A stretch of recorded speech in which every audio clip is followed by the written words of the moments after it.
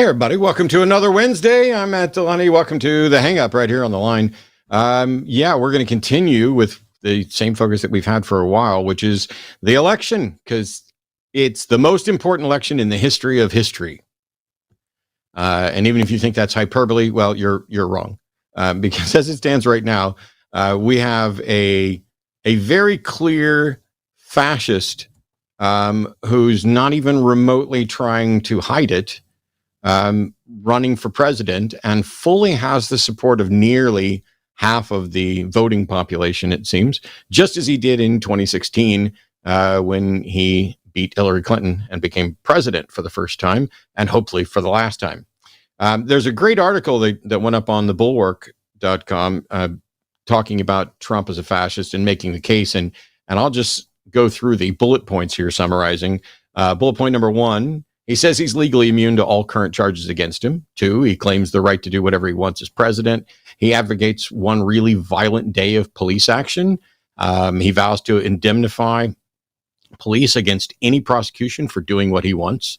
He threatened to use the military against the enemy within, pointing to the radical left lunatics. He says some of his political opponents shouldn't be allowed to run for office. He says he could have jailed Hillary Clinton. He's called for jailing Senate Majority Leader Chuck Schumer. He's accused Harris of murder. He vows to prosecute anyone who, in his view, is cheated in an election. He threatens to, which I guess would be him. He threatens to strip TV networks of their broadcast license for offending him. He said Fox News shouldn't be allowed to broadcast a speech by Harris. He advocates mandatory imprisonment for flag burning and rejects court rulings that such a law would be unconstitutional. He advocates one-day trials and executions of people who are charged with selling drugs. He advocates the death penalty for persistent illegal immigration. He openly abuses antiquated draconian laws.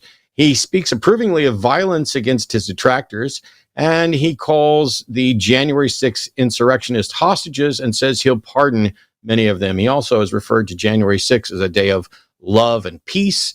That was the day where he tried to overthrow the will of the people and basically get his vice president killed in order to try to salvage his position as president. That's a good chunk of stuff. I've had an interesting week. I spent a good chunk of it arguing with Elon Musk simps, who are genuinely almost as awful as Elon Musk. Elon Musk is a wholly unimpressive individual. He's a rich, spoiled baby that has basically done nothing, created nothing. He just gives money to people and then profits. It's not like he designed a Tesla car or the company or anything else. So if you've got a Tesla and you like it, cool. We'll just pretend that you bought it before you knew how fucking awful he was. In addition to the Elon Musk simps, I also spent some time arguing with Jill Stein advocates and Cornel West advocates and a few Trump advocates. It's been an interesting week. There's a lot of new data that's been coming out. I've got some graphs that show some interesting data that I don't think people really grasp, because, for example, something like the budget deficit. Not only have the bulk of economists said that Harris's plan is going to be better than Trump's plan, but just looking at economies over history, if you look at just the deficit, Republicans blow the deficit up, and then Democrats come in and shrink it. So Reagan and G.H.W. Bush blew the deficit up. Clinton balanced the budget, got us out of a deficit.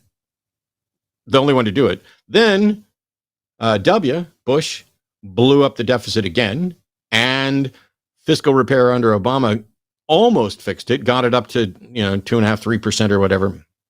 And then Trump blew up the deficit even more, taking it back up over 12, 13%. And then Biden has done some work to fix it. There's questions as to how much you can blame Trump or COVID or whatever else for blowing things up in 2020. But he was already on a trend to expand the deficit, this is the way it works. I mean, this is nothing new. Republicans blow the deficit up, then the Democrats come in, put everything back, and start us on a trajectory towards a better world. And then somebody elects the Republicans, and they come in and do it again. Grabbed a bunch of different charts like that. But the real frustrating thing for me this week, the thing that I'm definitely hung up on, is the number of people who are advocating for protest votes. And so that's why, if you look at the bottom of the screen, it just says protest vote is a waste. If you disagree, call in and defend it. I'm not saying protest votes are always a waste under all circumstances. I'm saying protests right now in the general election when we're trying to elect a president is absolutely a throwaway. It does no good.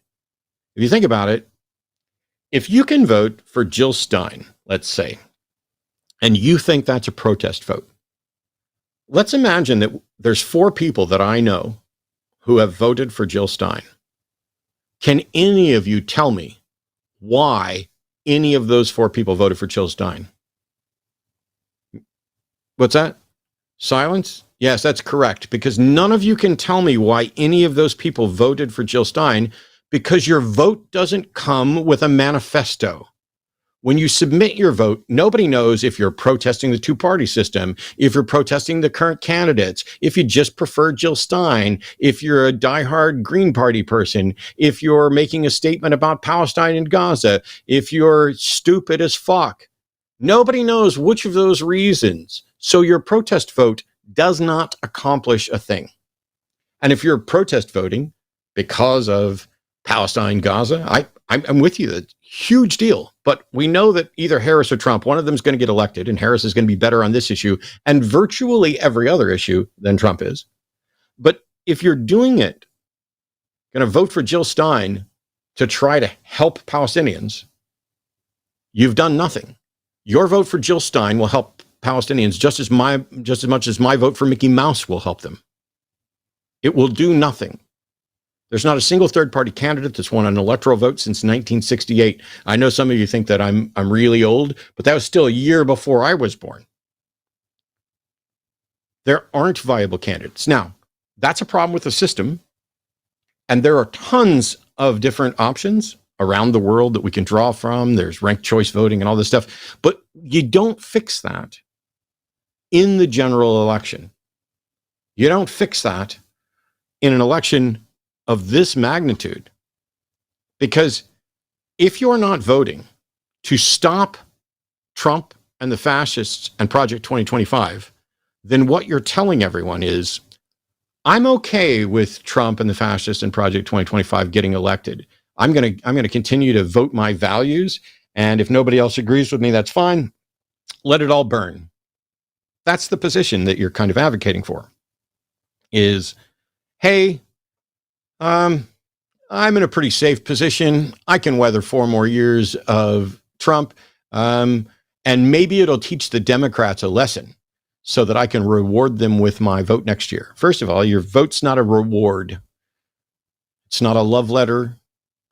It is a chess move, and we are working towards either a better world or a worse world. And there are a variety of different better worlds to seek, and there are a variety of different worse worlds to avoid. If you think that you can vote third party and it's a protest vote, I would love to hear your explanation for what you think it actually accomplishes, because nobody knows who you voted for until you tell them, and nobody knows why you voted until you tell them. So your vote isn't a protest. How do you tell the difference between somebody who voted for Cornel West because they really like him and somebody who voted for Cornel West because they're apathetic or because they rolled a die and that's who they decided to vote for? It's just a ballot. The time to make your protest is everything leading up to the general election, every primary, every local election. Run for office, support people who are running for office, get out and man the phones, get out and support the candidate that you feel is the best, and try to get other people involved. And find candidates that focus on specific issues that you think are the most important. If you find candidates that want to get rid of a two-party system, cool. If you find candidates that want to get rid of the Electoral College, cool. If you want to find candidates that want to get rid of income tax or whatever your pet issue is, awesome. support them right up until the choice is no longer about them. Jill Stein's not going to be president. Cornel West is not going to be president. Mickey Mouse is not going to be president. And nobody who voted for any of the three of them has any identifiable status or statement where you can discern between them. I want the system to change. And people are like, oh, you're just a Democratic shill, Matt. Nope. I've been a Republican. I've been a Democrat. I've been independent. I voted for Bernie. Although Bernie, by the way, is smart enough that when he runs for president, he runs as a Democrat because he understands the gravity of all of this. And for every fucking Bernie bro out there that decided to just burn it all down, I wish you were better at behaving like Bernie, who has, by the way, endorsed Kamala Harris. Dun, dun, dun. I'm shocked. The process may need to change, but you can't do that if Trump gets elected. You have a better chance of changing the process if Harris gets elected, but you absolutely have no chance if the fascists come in, enact Project 2025 in as much, as many different facets as they can. And then what are you going to do? Well, I guess I'll just move or burn it down. Yes, I'm glad that you're comfortable enough to take your toys and go home, but bear with me for just a second. There are people who can get pregnant. What do you say to the tens of thousands of women in Texas alone, that are now giving birth to their rapists' babies or dying from lack of medical care due to Texas's 6-week ban on abortion? What do you say to them? Hey, just wait 4 more years. What do you say about climate change? Just wait 4 more years. What about the economy? Just wait 4 more years.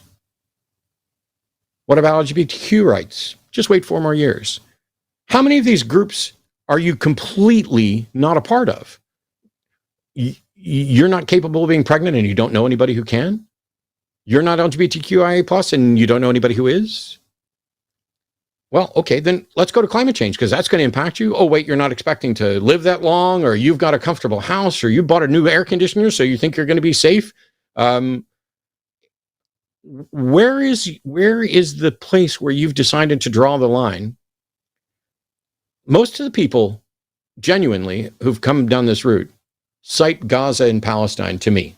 I'm not going to say that my sample size my sample is representative of everybody, but most of the people who've represented to me that they're going to vote third party or not vote or do a protest vote, it's all about Palestine and Gaza. I'd love to know how your protest vote helps anybody there.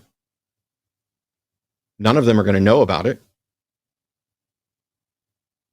There are plenty of people who like to pretend that the Republicans and the Democrats are the same.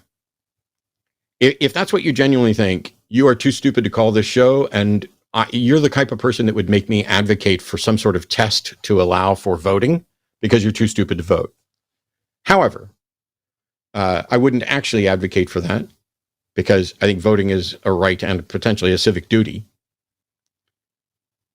And I've come around a little bit more on whether or not we can have mandatory voting, in the sense that Jimmy and I were talking about, where Jimmy was advocating for it as mandatory ballots that had to be returned. And I'm wondering how we can actually put the onus on people to do that, or what penalties or benefits we can offer. But at least in that case, we'd know that everybody got a ballot. And that I like. The world needs to change. But you have to have a plan that can change the world. If you think that you have an option for third-party voting that can change the world, call in and tell us about it. My guest this week, you guys will be familiar with because he was on here just recently, and that's Ian Harris. We had so much fun that we decided, hey, let's bring Ian back, because Ian and I were frustrated talking to the same people about the same things and making people avoid voting. So how's your week been? Oh, I think you're muted. So sorry about that. It's good. Thank you for having me back on.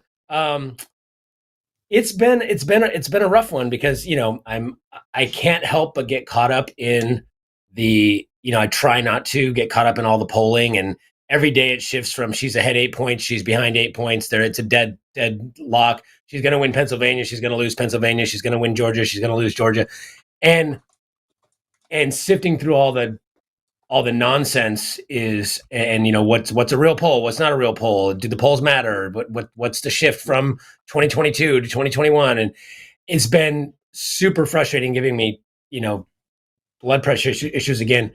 But what drives me crazy more than anything are the people that call themselves on the left that don't seem to care if Donald Trump gets back into office again. and my frustrations, I mean, it's like hearing myself talk when I was listening to you. It's the frustrations, I'm sure they're the same as everyone in the similar position as us.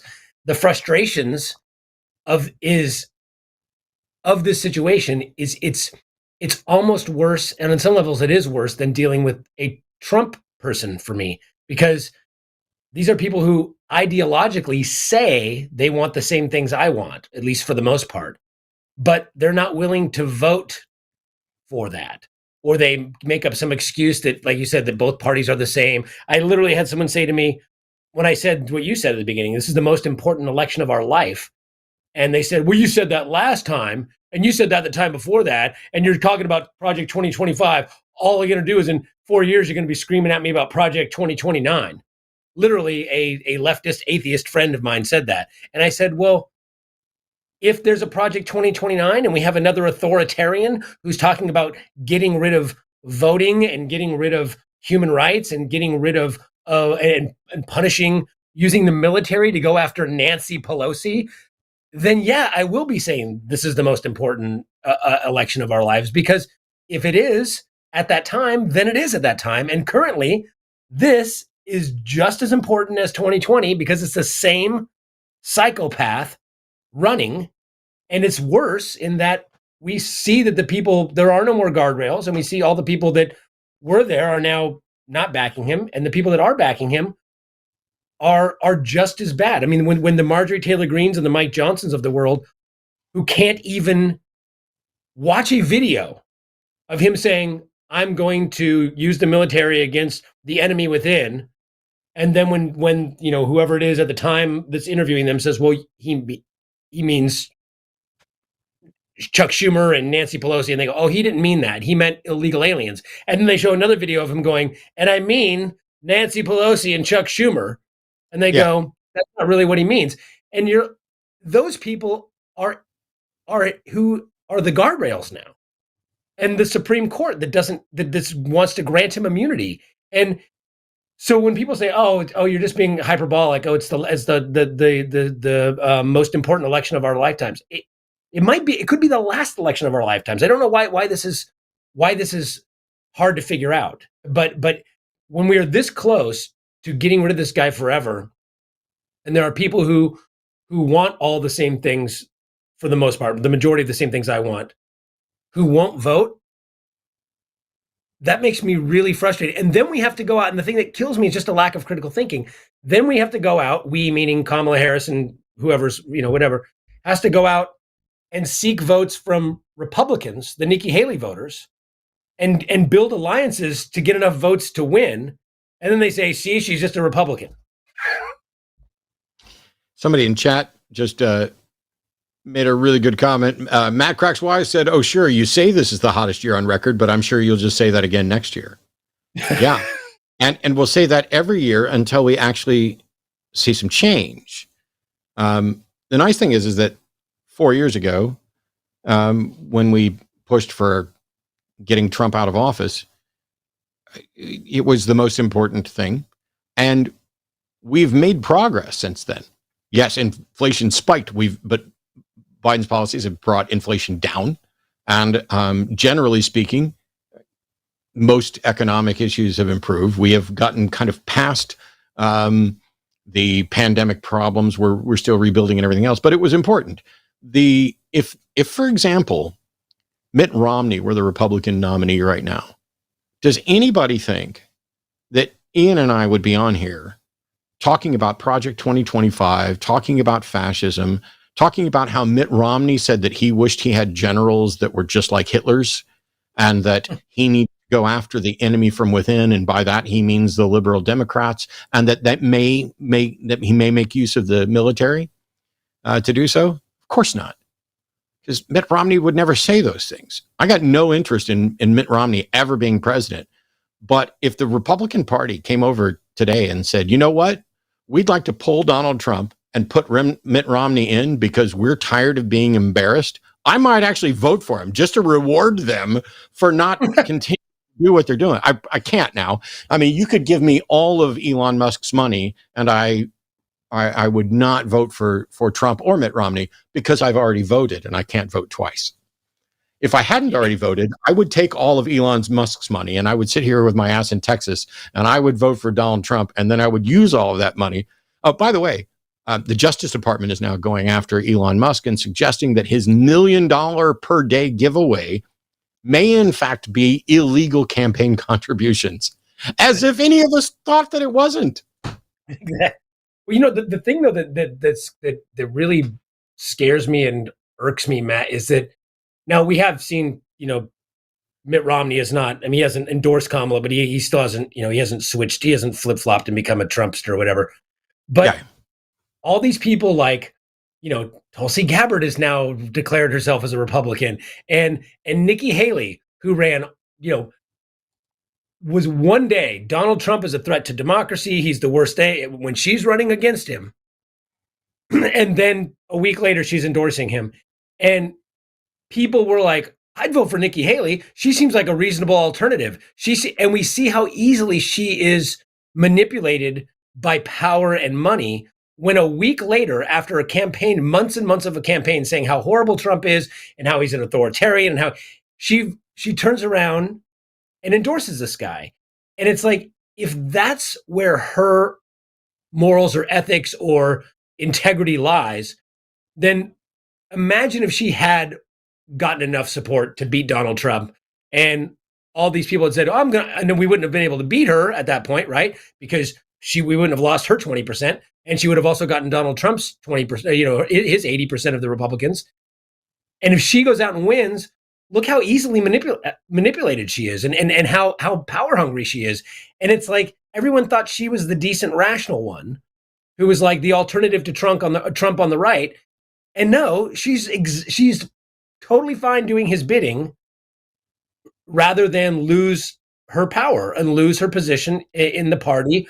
And it's like, we're finding this over and over and over. And you know, when people say, oh, well, I want the old Reagan Republicans, they were just in the closet. They were the same people. I'm sorry, maybe not all of them, but I've always thought these ideals, that these people are they've pretty much been pushing for this for a long time in quiet, in secret. There's been a lot of white Christian, Christian nationalists, white nationalists. There's always been people advocating for theocracy since I can remember. I've been very political since I was a kid in the 80s, and I've always thought, if given the chance, these people would make a Christian government, a white Christian government in a heartbeat. So people are like, I want a Reagan Republican. I'm like, that's what we have. They're just saying the quiet part out loud now.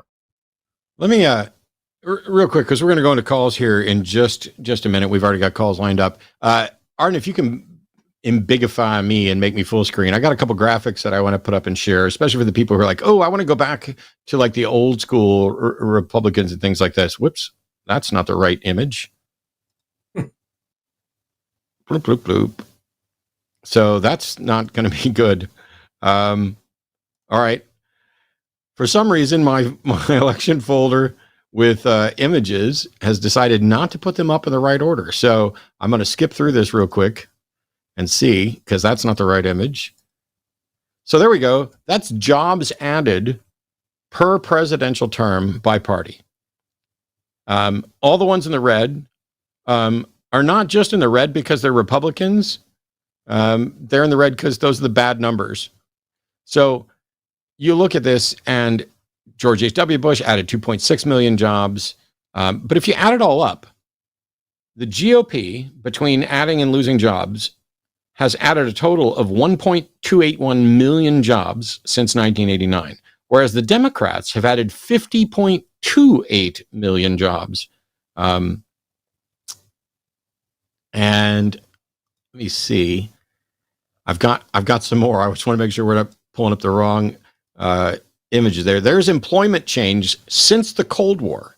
So that's the same graph done up a little bit differently. You can see Trump's job loss, W's job gain, HW's job gain, and then the Democrats' job gain. So if your issue is jobs, the Democrats got you covered. I have graphs for a bunch of others, and I'll probably pull them up as needed, depending on what callers are actually potentially trying to argue for. If we get any people who are like, oh, this would be better, under Trump or whatever. These graphs, by the way, a huge thank you to my friend DJ Grothy. We've known each other for years, and he, unlike a lot of other people, has just been doing a lot of data dumps on social media. So he will post these graphs and then a description. I saved off a bunch of them. He saved me a bunch of legwork. So a huge thank you to DJ for at least getting data out there. And I will continue to share that data because I think there's things that some people just don't grasp about the reality of the data. But we've asked people to call in and explain their protest vote. And while our current caller is not necessarily going to do that, it should be something kind of similar. Joshua was calling from Texas, pronounced him, and he said he'd like to try again because last week he wanted to discuss the problem of lesser evil voting. So now I will sidestep this, Joshua, while I look for my graphs, and you and Ian, you can explain to Ian what the problem of lesser evil voting is.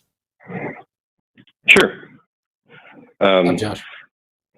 So, hello. I'm going to frame it as a trolley problem. Now, this is not my argument. I know the trolley problems are not an argument. I'm just going to frame it like that, just so we can see where I'm coming from, if you don't mind. So it goes like this. It's 1992. There's a trolley named H.W. Bush, and he's going to kill, 100 people. And there's a lever named Clinton that's going to only kill 10. And then you go down a few years, there's Al Gore lever. He's only going to kill 20 people, but George Bush is going to kill 200.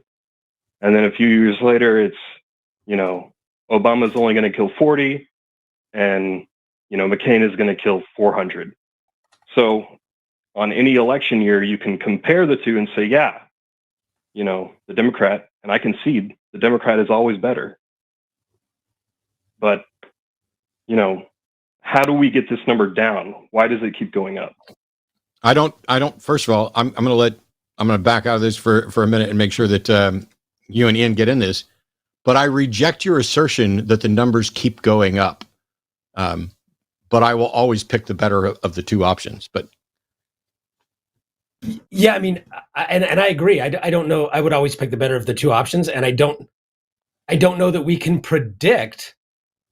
I mean, that's like you said, the trolley argument. I think they can be decent arguments, but I think we don't know that that they're going to 40 people are going to die or 400 people are going to die. But how do we get them going down?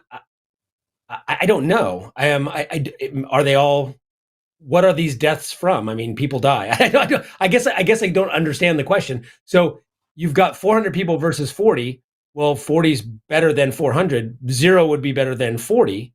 But what are the cause of the 40? Like, why are 40 people dying? Are you saying that they're then we have to find somebody who has a 0 policy, right? I mean, but if those aren't the options, if the options are 40 or 400, then we go with the 40. I mean, and we look for options that are 0, correct? I mean, I guess the question is, how do you get to a 0 option? So I guess it only makes sense to talk about it like that if voting is the only option. But, even Matt said during the intro, like, you have to work between elections, not just during elections. And so, I mean, you can unionize your workplace. You can start talking to people, educating, organizing, agitating. I think there's things we can do besides voting.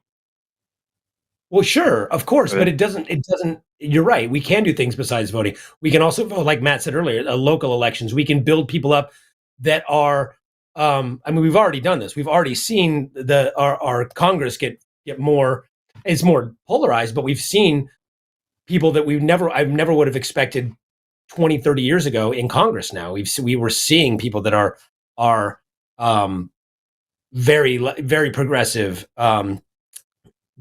Congress people that I didn't think I probably would have seen before. So we are moving in the right direction in many areas. But I think the thing is, what I would say is that let's look at those two people. Let's look at the person who's going to cause 40 deaths and the other guy that's going to cause 400 deaths.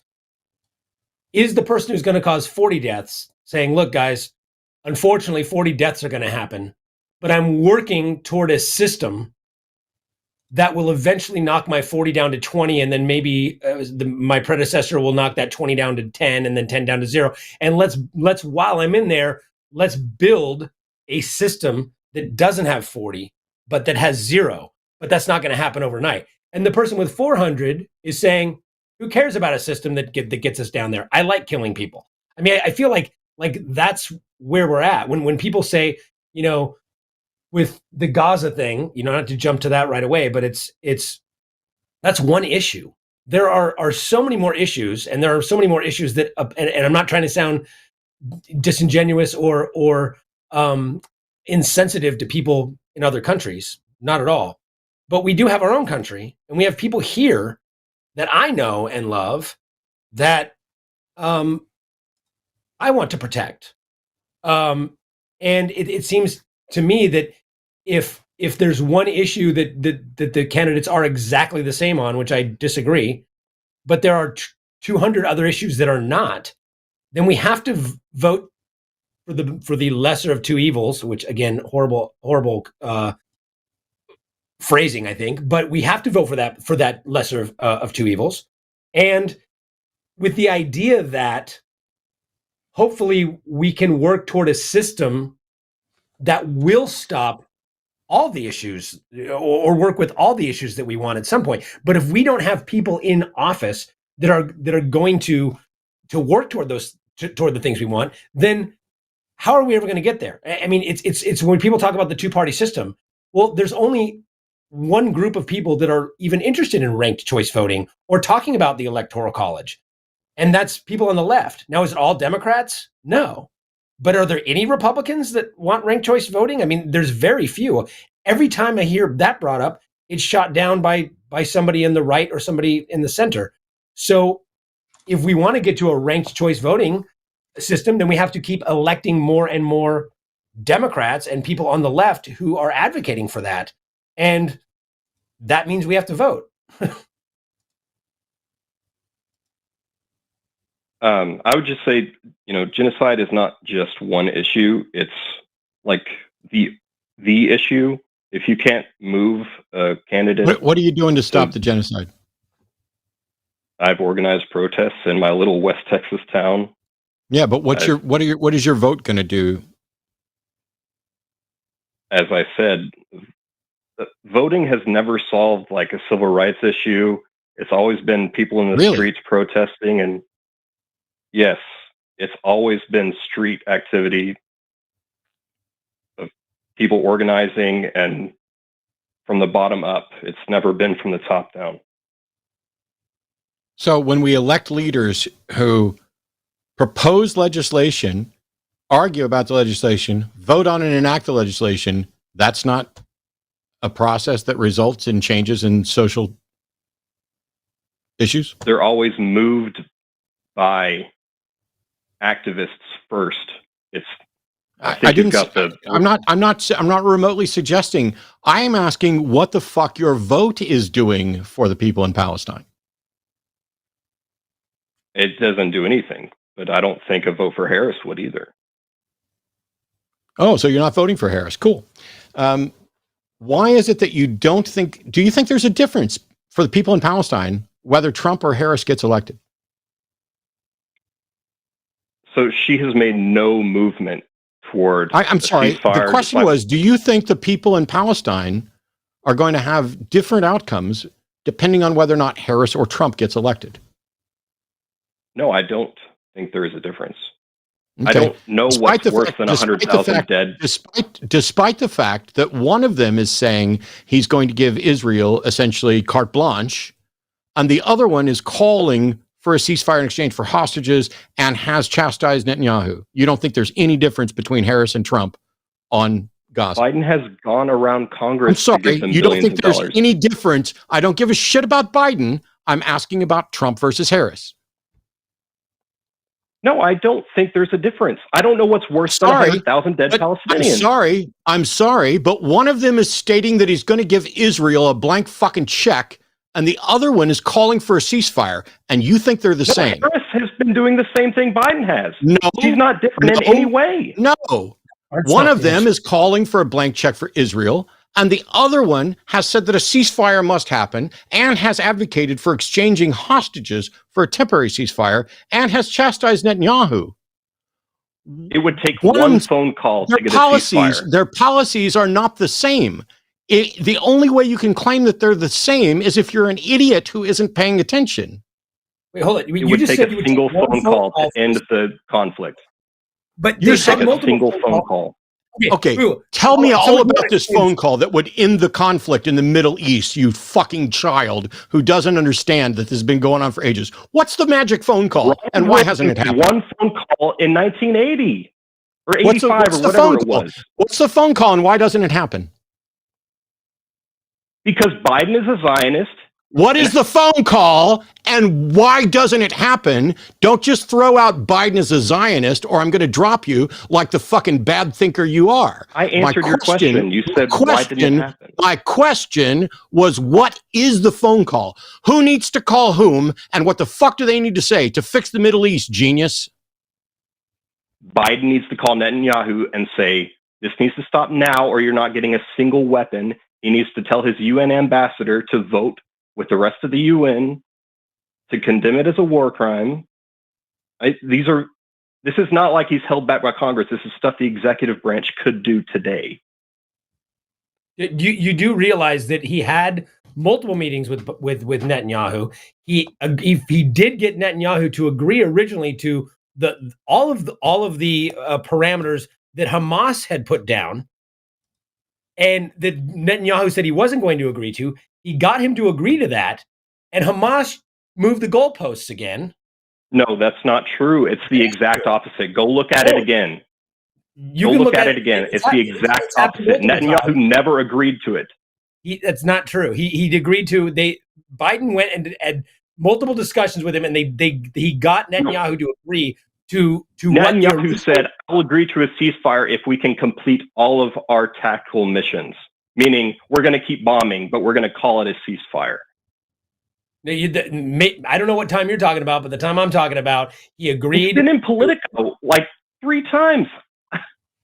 Okay, but I'm telling you that he had these negotiations. But even so, you have to realize when we have that there's first off, there's so much complexity going on here. It's not one phone call. You also you have to realize that you're dealing with when you're dealing with Hamas and Iran, and you're dealing with a group of terrorists on the other side as well, and the Palestinians are caught in the middle of this. It's not just as simple as is Netanyahu going to stop, and is the UN going to come in and say, hey, call these war crimes and stop it? They were attacked on October 7th. We know this. We know that he's gone complete psycho on the other side, and I don't know anyone that's arguing that other than the Republicans.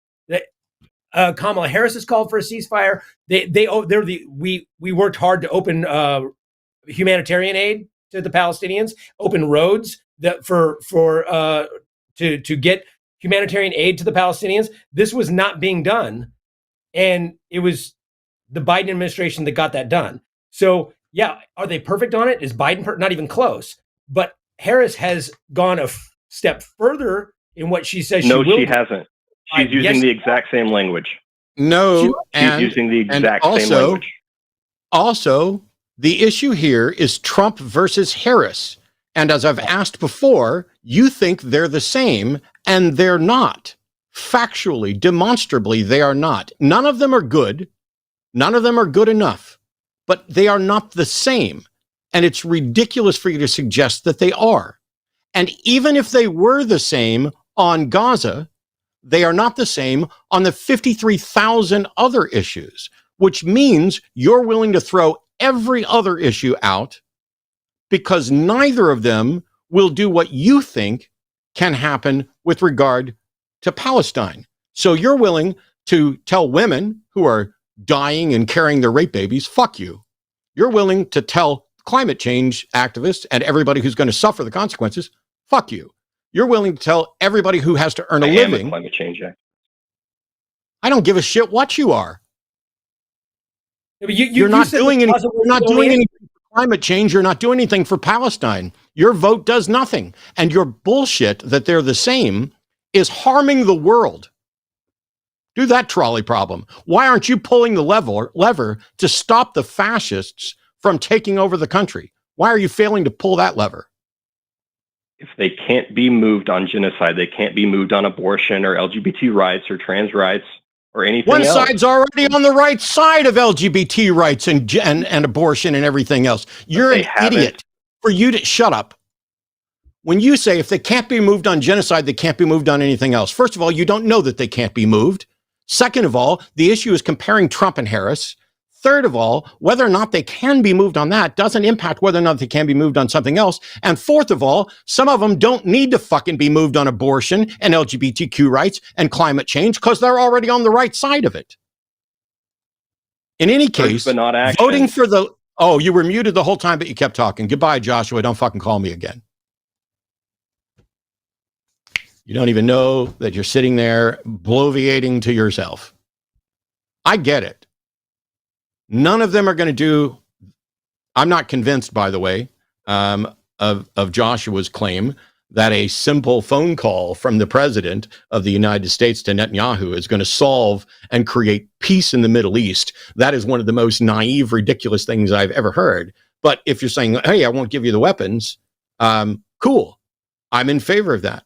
But whether or not Biden's going to do it doesn't tell you whether or not Kamala Harris is going to do it. And it doesn't tell you what's going to happen after 6 more months of this or 5 more months of this or 12 more months of this.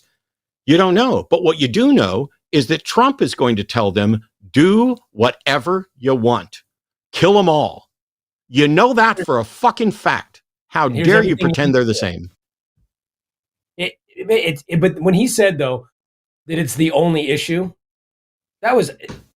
this is, to me, these people, the third party voter, especially with the Gaza, the only issue. To me, it's really just the height of privilege. It's these like wannabe rebels that are like, I'm standing up for civil rights, man. It's like the height of virtue signaling. I hate when people use that word, but that phrase, but it's the height of fucking virtue signaling. You're like, I'm here standing up for the people in Palestine. Oh, really? Would you go over there and fight? Well, no. What are you doing? You're doing absolutely fucking nothing, first of all. Yeah. And telling that he said that that protests do more than voting. Protests do zero in terms of getting anything enacted. Zero. Protesting is nonsense. I'm not saying there's anything wrong with protesting. You should protest, let your voice be heard. It might push people to go, oh, 10 million people are marching. We better do something about it. But the fact is that protesting does nothing. I've never seen a group of Republicans switch their vote because people were protesting women's rights in Washington. It doesn't happen that way. We protest and we get people energized, and then people go out and vote for the people who are going to enact that legislation. But ultimately, you can protest all you want, and if you don't vote, you lose. And the people who are going to do what you want aren't going to be in office. I mean, it's an asinine statement to say that protesting does more than voting. It's insane. It is. So demonstrations and protests can often be critical, but nothing happens as a matter of, actual change in the laws and rights and everything else until there's action by the government. Women didn't have the right to vote 100 years ago, and they could have protested till the cows come home, and it wouldn't change a thing until men changed their minds. Now, it's in part because protesting worked to help men change their minds, but you don't get the vote until the men decided you got that vote. That's the way it worked. It shouldn't have ever worked that way. It should have been everybody gets to vote from the get-go. But women only got the vote because enough men said they should. Right. Yeah, I mean, it's this his thing with Gaza. I mean, so what are you doing? I'm protesting. Okay, so you're even saying in my tiny little town. That's Netanyahu doesn't hear you. Nobody here is I mean, even if they're hearing you here, it's not changing anything. And if you let Trump get in office, what good does it do? I just don't understand that. What good does it do to protest or to have your voice be heard or post on whatever your social media, TikTok or Twitter or Facebook or whatever it is that you're on? What good does it do if you're going to let the people who are going to enact legislation that is the exact opposite of what you want run the country? It doesn't make any sense. I mean, it's anyway. You can see I'm stuttering now because I'm upset. It's really wild, and no, I'm in the same stuttering boat a little bit here, because this call started off with, "Hey, there's a problem if we keep voting for the lesser of two evils. The world just keeps getting evil." Well, first of all, that is a false dilemma, and the way he framed it is. That's why I jumped in right off the bat to say I reject it, because he's like, oh, when Clinton, it was one of them's going to kill 100, one of them's going to kill 10, and then it's 200 versus 20 and 400 versus 40. Well, in each one of those situations, the one that's going to wind up with fewer people dead is the better option, if that's the only criteria that you're actually looking at. But I don't think that's remotely the case. Let's imagine for a second that you have the best person in the world, the most morally perfect thinker and pure of heart, and they're running against someone who is not as good. The one that's morally perfect is the lesser evil. And so what you're saying is, if we vote for the lesser evil, the world will keep getting more evil. But that's not true. And it's also not true that the world is already getting more evil. The summation of the problems, when we look at crime rates, when we look at poverty, when we look at earnings, when we look at all these things, not everything is the nightmare, oh my God, we're living in a dystopia that some people would like to pretend. Voting for the lesser of two evils doesn't mean you're even voting for anything evil. Right. And currently, I would say that, yes, there are things about both candidates and what they support that I think are evil in some sense. But are they both evil in the aggregate? Well, no. Maybe they are. But why would you never, ever not vote for the better option? It's you keep phrasing it as lesser evil. Right. What about more good? Yeah, better option. How about? Well, and also, I think I could argue that his example of it's 100 to 10, 200 to 20, 400 to 40.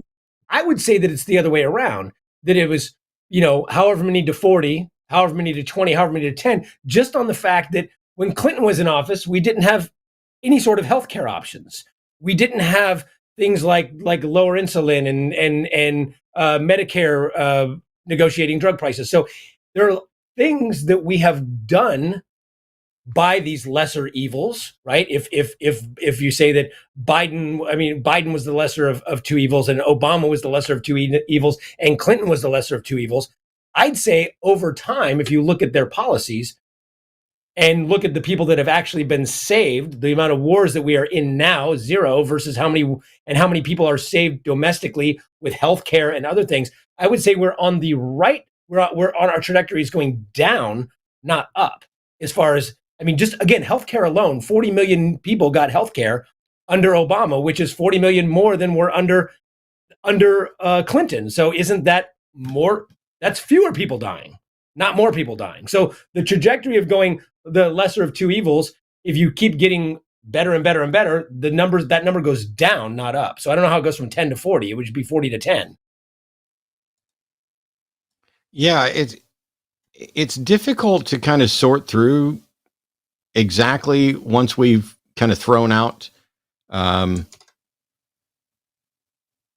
once we start making analogies and we're like, oh, well, let me show you this potential slippery slope that we're sliding down. That's probably the fallacy that we're most likely be talking about is slippery slope, because it suggests that there is a trend that just leads to more death and more death and more death. And in reality, it's not more death and more death and more death. And in addition to that, there's an issue with pretending that, I mean, we already know the perfect is the enemy of the good, but pretending that everything is bad on both sides because there is bad on both sides.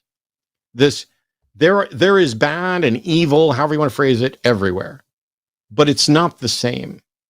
And when you suggest that the two candidates are going to be the same, even if he was right, he started with this issue of voting for the lesser evil just keeps adding more evil. That is factually wrong. Just like voting for lower taxes still leads to tax increases. No, it doesn't. Somebody's policy is going to actually reduce taxes at some point. As a matter of fact, I've got data on that we can get to shortly. But it's perfection. He wants zero of what he calls evil. Anything that disagrees with him. It is a strange circumstance we find ourselves in, when anything short of perfection isn't going to be good enough. Yeah, and that's the thing to me, is that's why I really feel like it's the height of privilege. Like, you will sacrifice, like you say, throw everybody else under the bus for your unattainable ideas of perfection that you're not even willing to try and fix. You're not even willing to get off your ass and go vote. You know, it's like, it's such a weird position to me. So you're not willing to do anything. You're not willing to do the very bare minimum and vote, but nothing is good enough for you unless it's perfect, and everybody can go fuck themselves, and everyone can go lose their rights and die, and it doesn't matter, as long as I can say, vote my conscience and say that it's not perfect, and I can stay at home and not do anything because it's not ever going to be perfect. It's such a bizarre and privileged position that I just can't even wrap my head around it, especially for people who, when I start talking to them, are like, yeah, we really got to protect, LGBT rights, and we really got to protect women's rights, and we really got to protect, you're saying that you want to protect these people in Palestine, and you care so much about them, but you don't even care. You don't even care enough to get off your ass and vote. You don't even care enough to care about your own people that your next door neighbor. It's fucking nuts. There's 50 people that need your help, and you're looking at two of them and saying, if I can't help them, I'm helping nobody. Right. And let me throw up some more graphs real quick, and then we're going to move on to calls, because we've got a bunch of people calling in to do exactly what we asked to do, which is they're going to try and defend third-party votes and protest votes. But for those people who wanted information about economic policies, for example, Wall Street economists predict a uniformly better economy under Harris, higher economic growth, smaller budget deficit, lower interest rates, lower inflation under Harris than Trump. And in addition, wow, this is so weird that I'm doing this. Trump's proposed tax cuts will impact only the richest Americans. The richest Americans will get a tax cut, and everyone else will get a tax increase. You're making $30,000 a year, you will pay an extra $1,430 in taxes.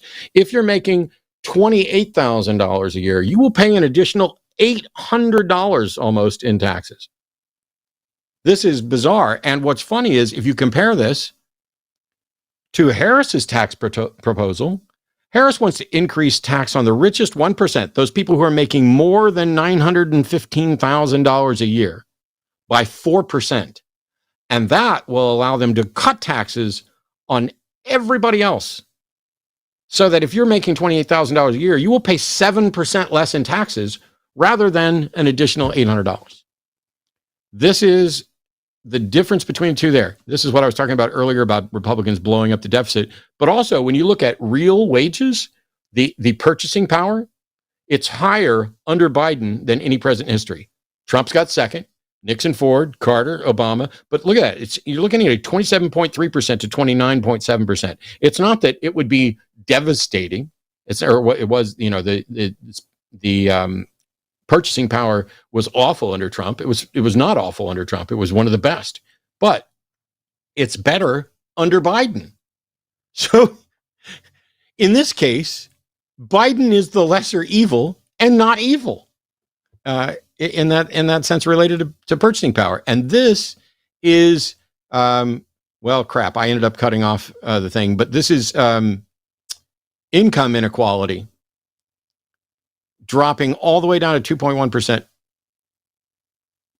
It is, I mean, that's just on the finances, but there are people who are calling in now who want to talk about protest votes and third party votes. So we'll start with Greg. Greg in Florida says that he wants more people to vote third party. Greg, I think that if we actually had a viable third party candidate, getting more people to vote for third party could be a good thing. But why do you want more people to vote third party?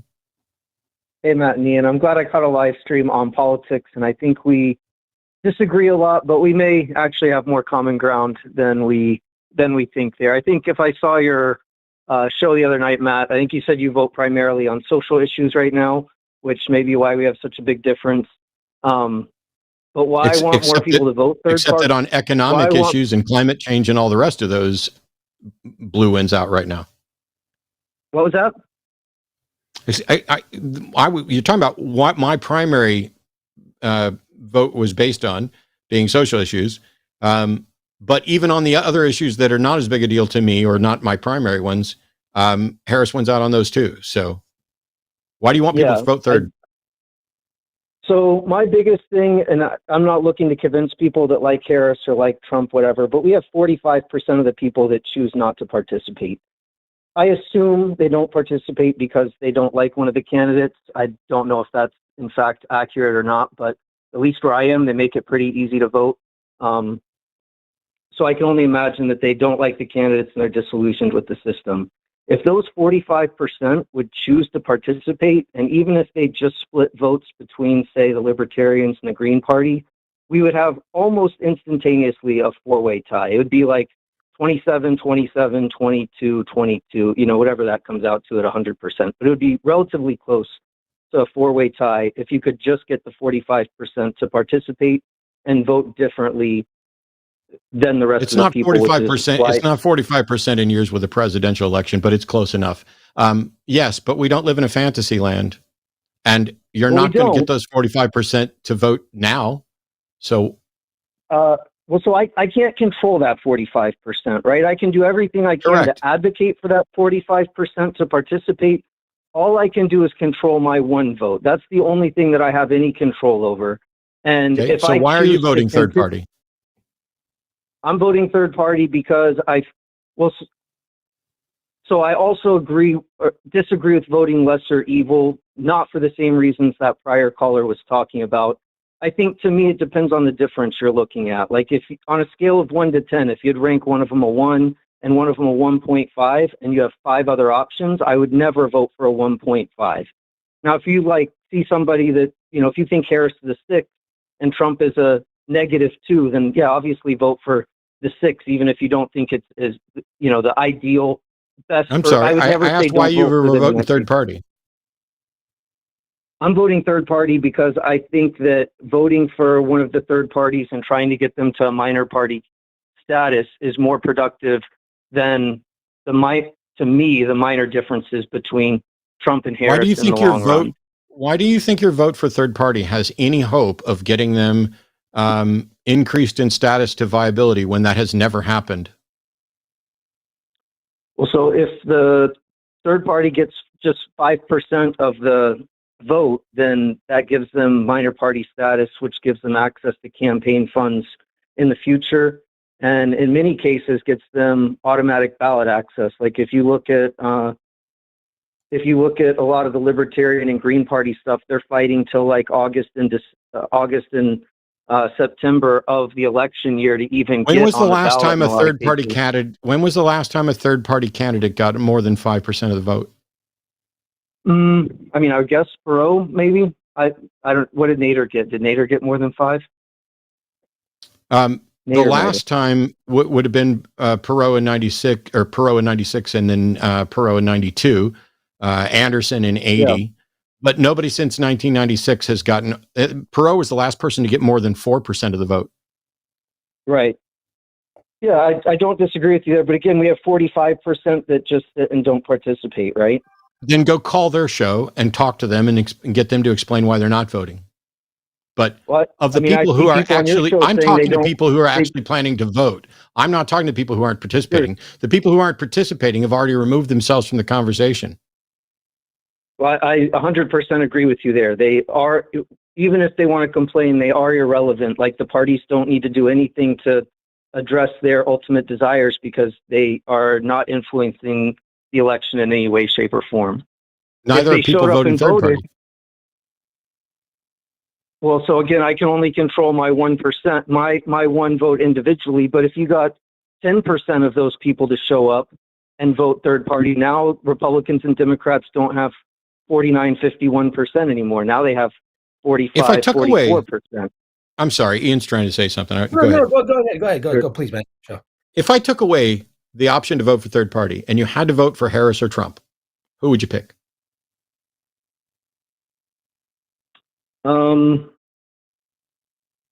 That'd be a tough one. I haven't looked at it that close. Honestly, I'd move to the not voting. Holy shit. Before that, holy shit. Take that away too. Holy fucking shit. How are we 2 weeks from the election? We've been dealing with Trump since 2016. I've been doing shows talking about Project 2025. He's a fucking fascist who tried to overthrow the fucking government and get his own vice president killed. And you haven't seen enough yet to pick between them?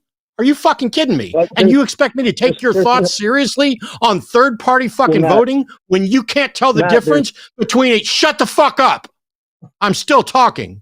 You can't tell the difference between a fascist who wants to be a dictator, who wants generals just like Hitler, who wants to send the military after his fucking opponents, and Vice President Kamala Harris. You can't tell the difference and you expect us to respect your third party bullshit? Fuck off. That was going to be my question, actually.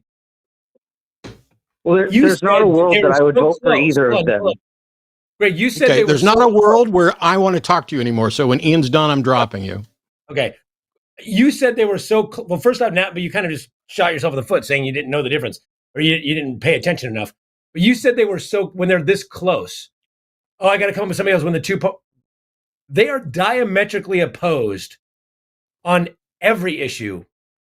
As is, I would say, hold on, 90% of Democrats and Republicans are pretty much opposed on every issue. That's why they are in different parties. So you would have to give me your top 5 or 10 issues. Is it climate change? Is it being able to vote in 2028 because we have a democracy? Is it women's rights? Is it LGBTQ rights? Is it the economy? Like what are your issues?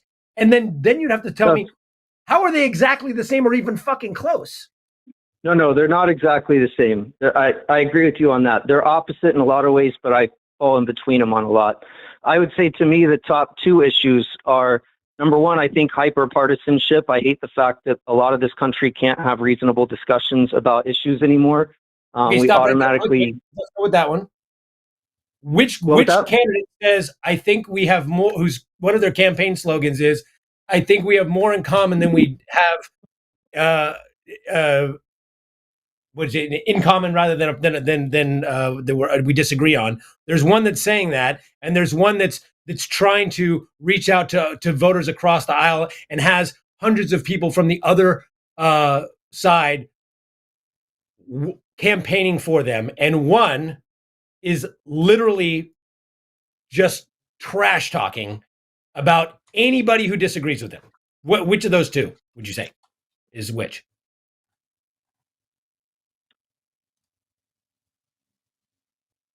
So I know you're saying that Harris is the one reaching across the aisle, things like that. I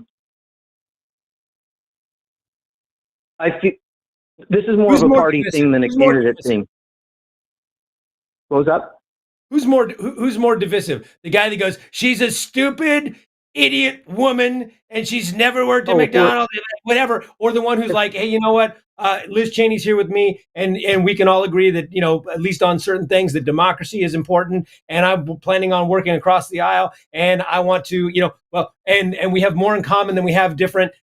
Which one is more divisive or divisive? Hey, Ian. Oh, if we're going on which one's more, I would 100% agree that Trump is definitely more ramped up by quite a bit. But I think both parties in general, instead of actually listing all the Republicans who are endorsing and supporting Kamala, how about we take a moment, Greg, and you list any Democrat that is supporting Trump? Well, I don't know if she changed her party, but Tulsi Gabbard was in the 2020 Democratic primary. She's a Republican now, but yeah. Okay. Well, but I mean, she hasn't always been. She flipped a lot with this stuff recently. Yeah. Yep. Although, and I'm not going to make excuses or any sort of special pleading here, but I said back in 2020, I thought she was a grifter and a Republican back then, because when years before that, her and her father belonged to a religious cult that was a very right wing anti gay rights religious cult. And I feel she just. It's funny to me, though, that you don't see. It's funny to me that you don't know enough to tell the difference between them, but you know that Tulsi Gabbard is supporting Trump now. What? Weird. So I only know that because back in 2020, I'm calling in advocating for third party votes, and I vote third party as much as I can in most cases. But in the 2020 primary, I would have voted. Go ahead. I'm sorry. I just said thanks for nothing, because that's what you've contributed. Well, in 2020, I actually would have voted Tulsi Gabbard or Andrew Yang. Those are two of the Democrats that I actually would have voted for. Okay, so let me ask you a question. Wait, you've ever heard of ranked choice voting? Yeah, I support ranked choice voting quite a bit. That would be a huge improvement.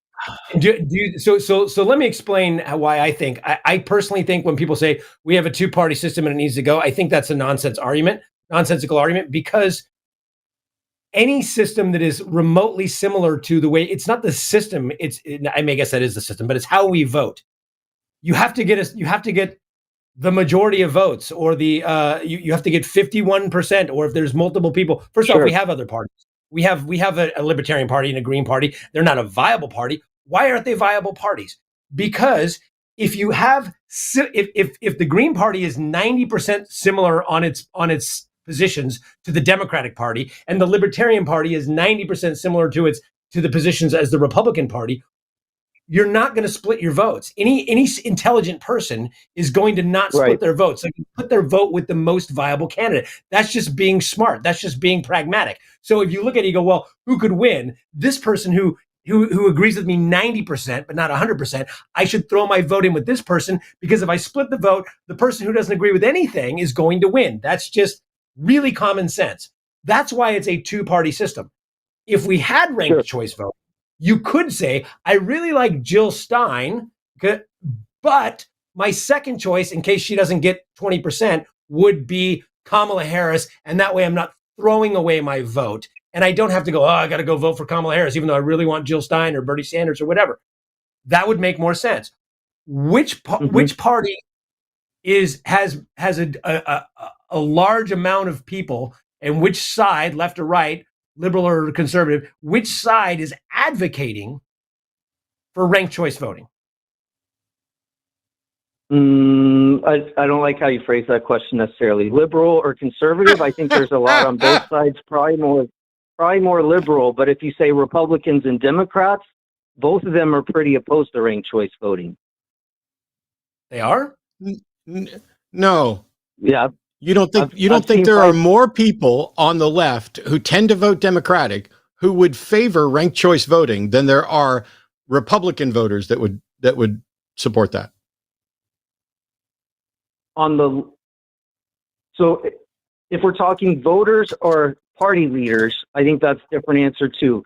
Democratic Party leaders, I think, are opposed to ranked choice voting. I looked it up before this call even because I figured it would come up, and there were some examples in Colorado and different places where they were making it difficult to enforce ranked choice voting. I think it was New Hampshire that Republicans were fighting ranked choice voting.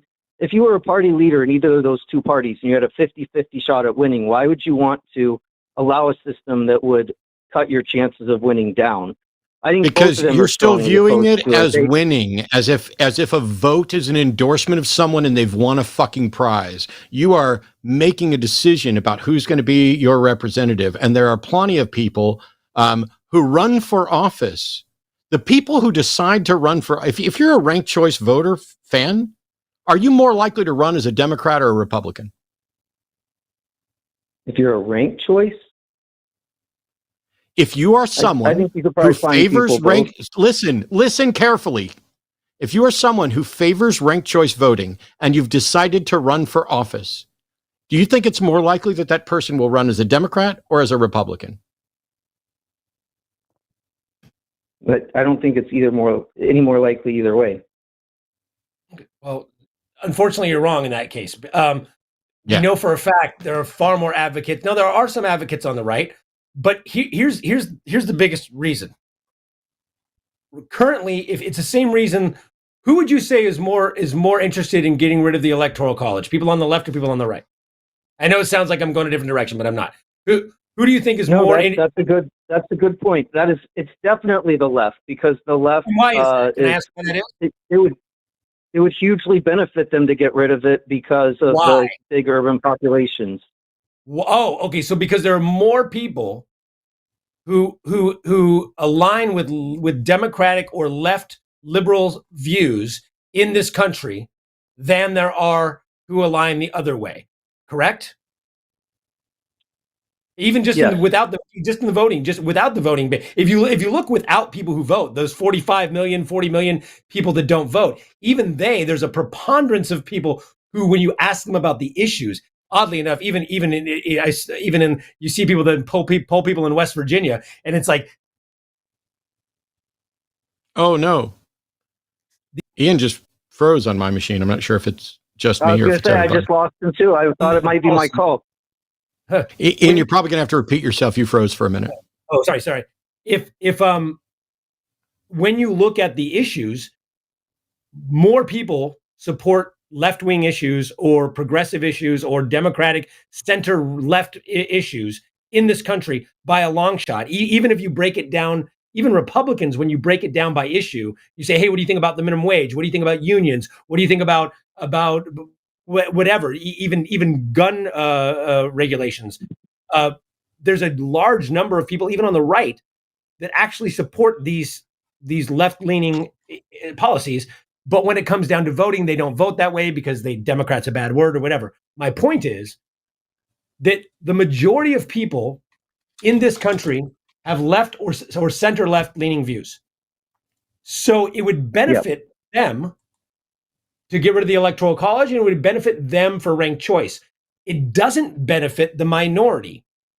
A minority rule is what we end up with a lot because of the way our system is structured. So the only people that are really trying desperately to hold on to their minority rule are the minority, which is why, and I'm sure you can find examples on the left of corrupt people who've done corrupt, horrible things.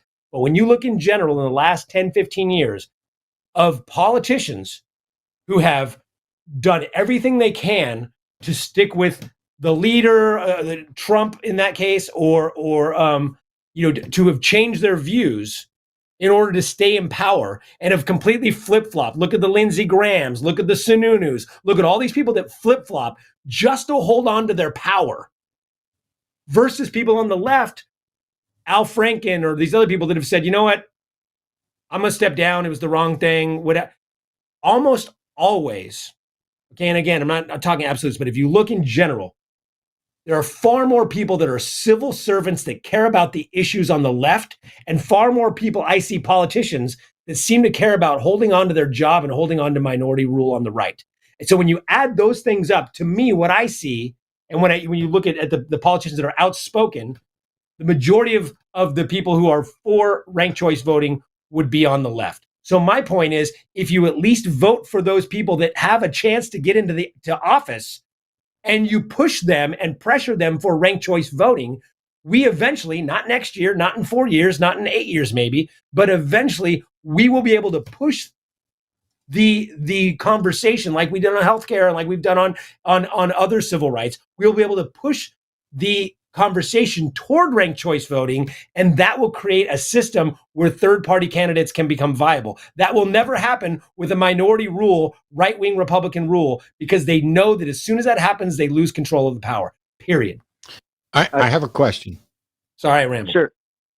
No, it's fine. Can you see the screen? I don't know if it's in real time, but I have a screen in front of me, yeah. Okay. You'll be on a delay. Arden, go ahead and pop this up. Whoops. Of course, it went to the wrong screen. Can I hit screen. on one thing that Ian said there real quick, too? Sure. I agree with a lot of what you said there, Ian. Electoral college, I think, has reforms needed. I don't like the first past the post where if you get 51% in Nebraska, you get 100% of the electoral votes for that state. I do think the electoral college is good, and we often forget that a lot of these things should be handled at a smaller level. Like the voters in Los Angeles, 100% deserve representation. They just don't necessarily need it at the DC level, the same as the people in Utah and Montana and things like that. And if we get to where the people in Los Angeles, that's not the way United States works. You don't get to just chuck a state out. No, but so I was getting the people in Los Angeles, their needs are best addressed at Los Angeles government, the county government, the state government, and then from there, the federal government. No, they're American citizens. They are American citizens, just like the people voting in Utah and everywhere else. No, that's true, but I feel like we have DC addressing too many needs as a blanket uniform thing. DC isn't addressing anything. DC isn't addressing anything. Congress is. And Congress is made up of representatives and senators from every state. This isn't DC doing stuff. It's 100% of the people. You don't get to chuck Los Angeles out and say Los Angeles is overrepresented. Los Angeles is exactly as represented as they should, and they may, in fact, be underrepresented in some places because it's Germany. Can you see the map that I put up on the screen? Can you see the map I put up on the screen? Yeah, I think, yeah. Cool. The states that are in blue are states where there are local elections that are already include some ranked choice voting, and the states that are in light green have the option for ranked choice voting in municipalities, and the ones that are in dark green have some statewide elections that are ranked choice voting, and the ones in dark gray have banned ranked choice voting. What do those dark gray ones have in common?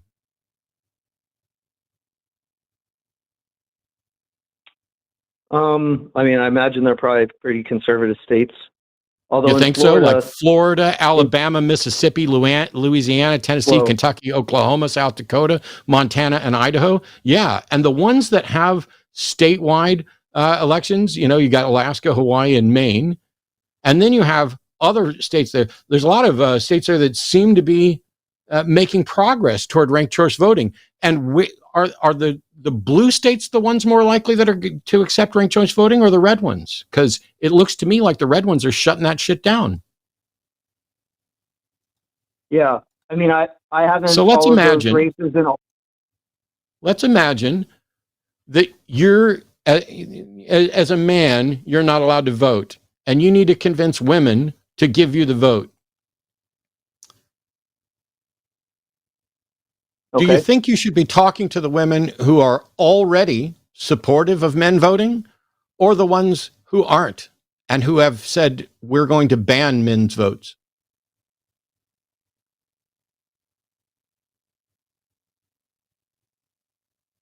I mean, I think the scenario, I think you would need more details, but I would say the ones that that are anti-men's voting in the scenario with the facts you gave. Yeah, you'd want to see what changes you can make in the one by leveraging those that are already in favor of it. That's how the suffragette movement worked.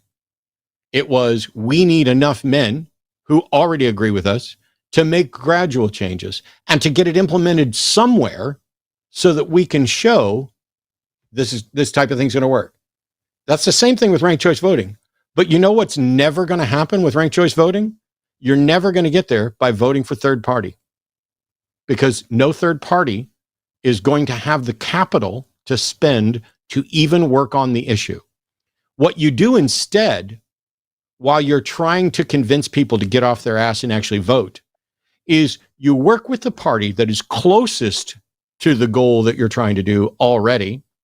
And by voting, instead of voting third party and throwing away your vote because nobody knows why you voted and it's not going to do anything. I still disagree it's throwing away the vote. I don't give a shit if you disagree. You're fucking interrupting. Sorry. No, you're not. If you vote third party, you're not going to get there.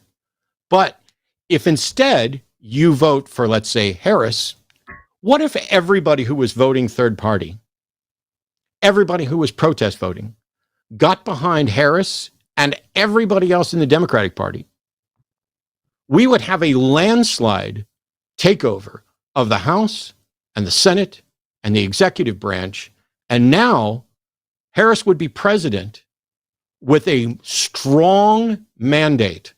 One of the problems is that the elections have been way too close because the country is too evenly divided. So everybody who gets elected is absolutely stalled from making progress on almost anything, because the House runs one way, the Senate runs another way, the vice president has to vote on ties. We're never going to get it. Biden doesn't have any mandate to do anything. He didn't win. This isn't like Reagan, where, Reagan won damn near every fucking state against Mondale. That is a mandate. That is a lot of political capital. The part of the problem is the third party voters are costing good political capital. If instead they would opt for the candidate that is most likely to get us to the ranked choice voting, get us to the climate change, get us to abortion rights, get us to LGBTQI equality, get us to whatever the issue is, if they would vote for that, they would put these people in office with the actual ability to get stuff done, rather than suffering through the gridlock of not having any sort of majority.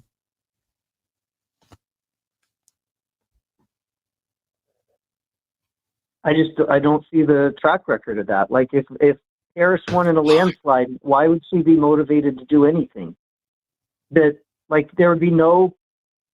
Okay, hold up. Why would the third party? Why would Jill Stein be motivated if she won? Yeah. The question of why would she be motivated to do anything? She's motivated to do stuff because she's a fucking running for president. Because it's a fucking job. It's a job. Well, why is she motivated? Jill Stein has her own platform, whatever, but she's not going to win. Like, legitimately, she's not going to win. Why voting for her is throwing away her vote. Your vote.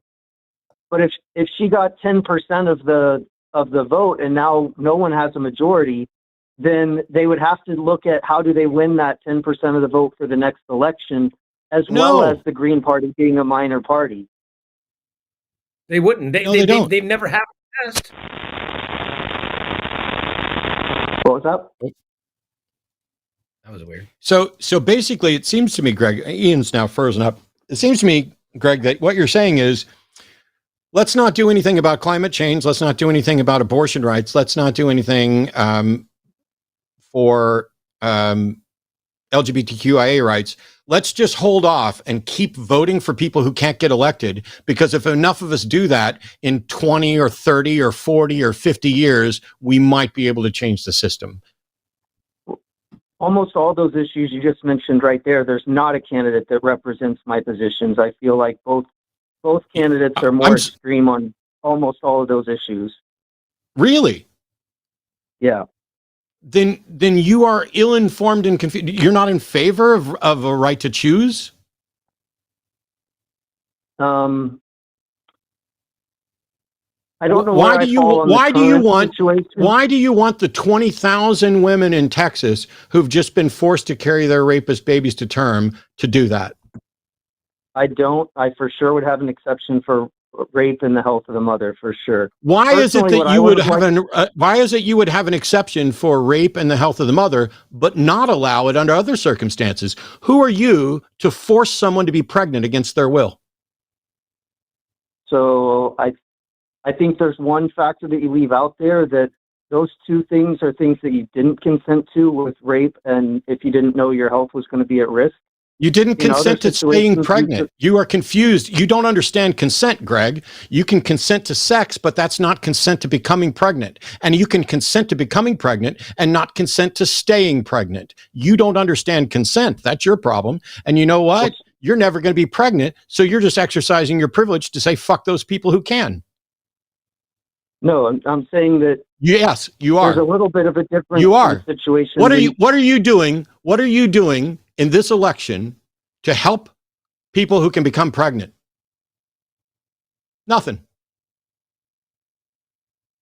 You're okay with Trump getting elected.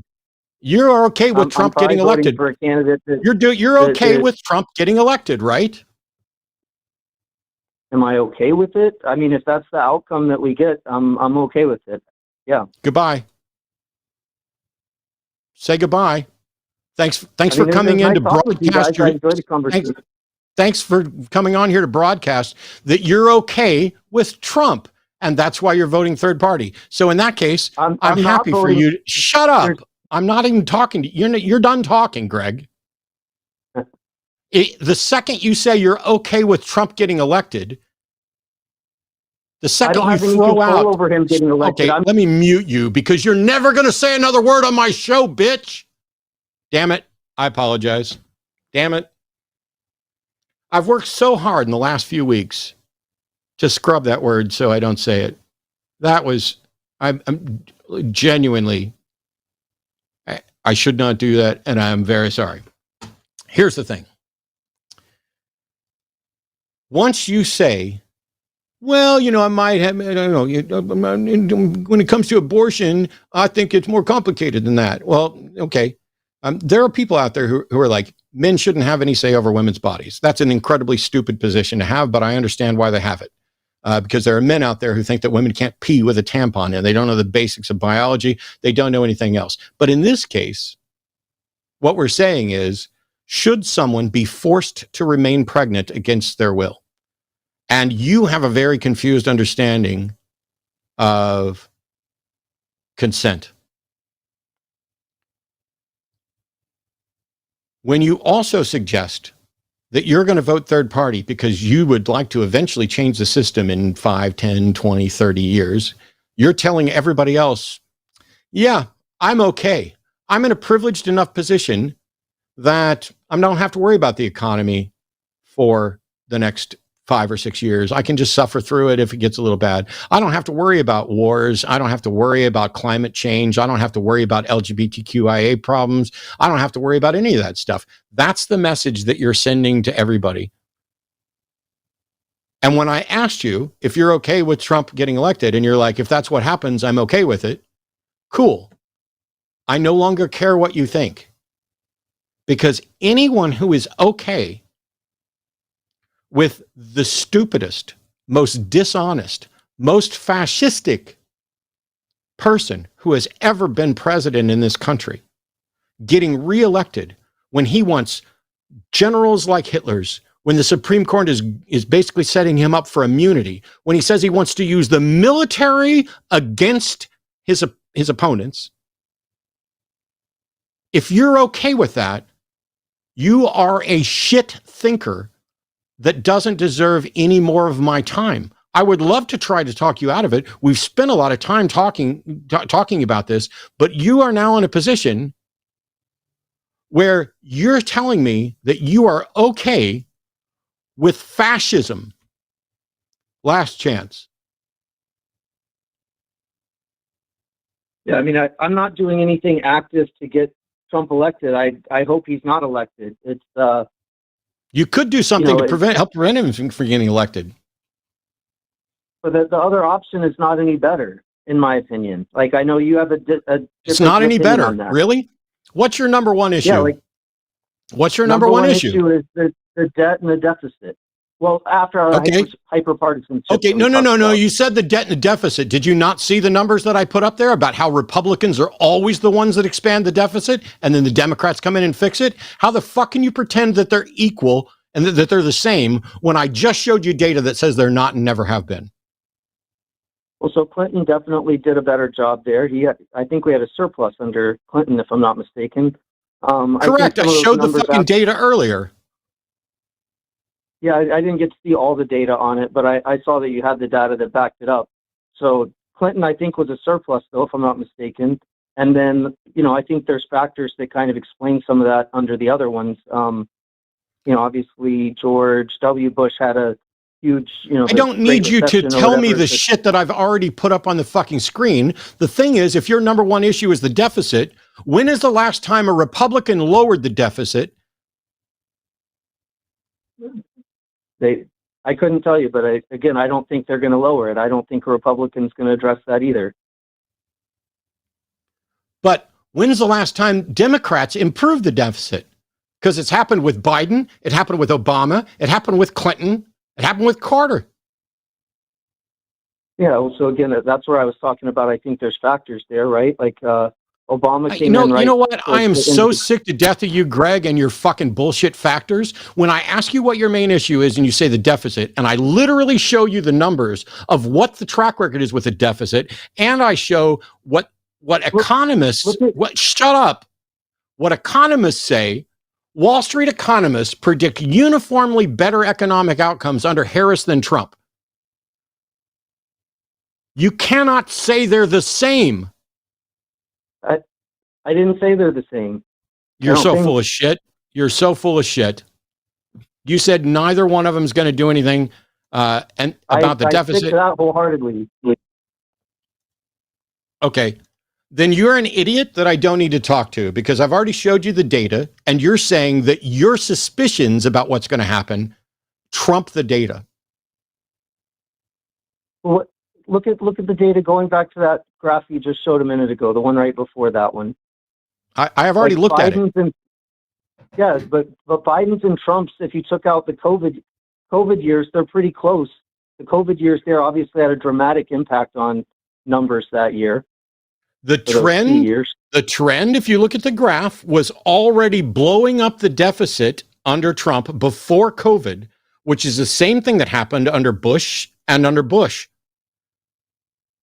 Yeah. The trend was already towards blowing up the deficit. The fact that COVID hit explains why it spiked so high, but the trajectory was already increasing the deficit. And this has been the same thing over and over again, Greg. If this is your main issue and you are ignoring the data, then you are not worth talking to. Because you are saying you and your suspicions are going to override what the actual facts of fucking reality are. Why would you do that? But when we're talking about the deficit, I think we're talking about different things there. Like, no, I showed you the numbers. I showed you the numbers. You don't get to add your own nuance from the suspicions in the back of your mind. I'm going to go with the actual data. You are lying now. No, because if your real issue, shut up. If your real issue was the economy, you would be voting alongside me for the better option, but you're not. You're throwing your vote away. And you're throwing your vote away and you're saying you're okay with Trump. I hope we don't have Trump. I hope we don't have you. And now we don't. Congratulations. Sorry about that. No, worry. You're back. We got more calls. Let's try some other, because that one went on for a while. We got Max in Illinois, says some protest votes are not wasted if you're in a South blue state. Yes. Hello. That's what I think. Okay. If you're in a South blue state? I mean, if I'm in a solid blue state, like Illinois, for example, it's been... Oh, a solid blue state. 10 points. Yeah, I don't know, maybe they took it as South. But if you're in a solid blue state, Illinois, if you're in Connecticut, Massachusetts, Rhode Island, D.C., they have been voting for Democrats since Reagan, pretty much. And I don't see any reason why... You say since Reagan, but how many states did Reagan win? Like all of them. Like not quite all of them, but almost all of them. in 1984. I was looking at the data from 84. And so how do you know? Because Illinois went red in 84, right? And so did California. Aren't those solid blue states right now? I didn't ask you if you were alive back then. And whether you were alive back then doesn't matter. It's not relevant. The date, whether you were alive doesn't change the data, does it? What was the percentage population-wise who voted for Reagan? It was like 56%, right? I'm asking you, you're saying you're free to vote a different way in a state that's like solidly blue because your third party vote won't impact anything, but it will. It does impact things. So first of all, as we saw in 1984, you don't know. We can't just use polls to determine, oh, this state is going to go blue or this state is going to go red, because if we did, we wouldn't need to fucking vote. The voting is what actually matters. But as I mentioned in the last caller, your voting can result in a narrow victory with no mandate and no support, or a larger victory with a mandate and support. Ronald Reagan had a massive mandate and incredible political power. He could do much, much more than, let's say, Biden can with a divided Congress.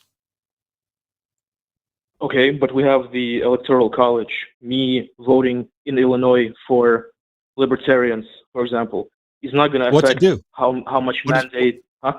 There's a difference here. You're saying that vote's not weighted. So let's say Illinois is going to go blue, that the predictions are right, and you vote for Libertarian Party. That's what you're saying? For Chase Oliver, yeah. How is it that you think that vote is not wasted? Because it's not going to affect the outcome to the point that I don't want. Like, I don't want Trump. By saying it's not going to affect the outcome, you just admitted that it's wasted. That's the literal definition of wasting it. No, it would be wasted if, for example, I voted. It is wasted. Elected. It's not going to affect the outcome. It's wasted, right? No, because it will give more. Okay, you're voting for Chase? Yes. How would it be different if you voted for Mickey Mouse? I think you might be muted, Ian. I'm sorry. No, I'm not. Because the Libertarians have a actual party that some previous callers before said if they get 5% of the votes, they get access to campaign funds. Okay. So in that case, it's not wasted. Except that when's the last time anybody got 5% of the vote in a third party? Okay, well, I mean, if more people voted for a third party in solid states. Shit, why didn't I think of that? If more people voted, we'd have it all. You people in your fantasy lands. Right now, the house is on fire. Advocating.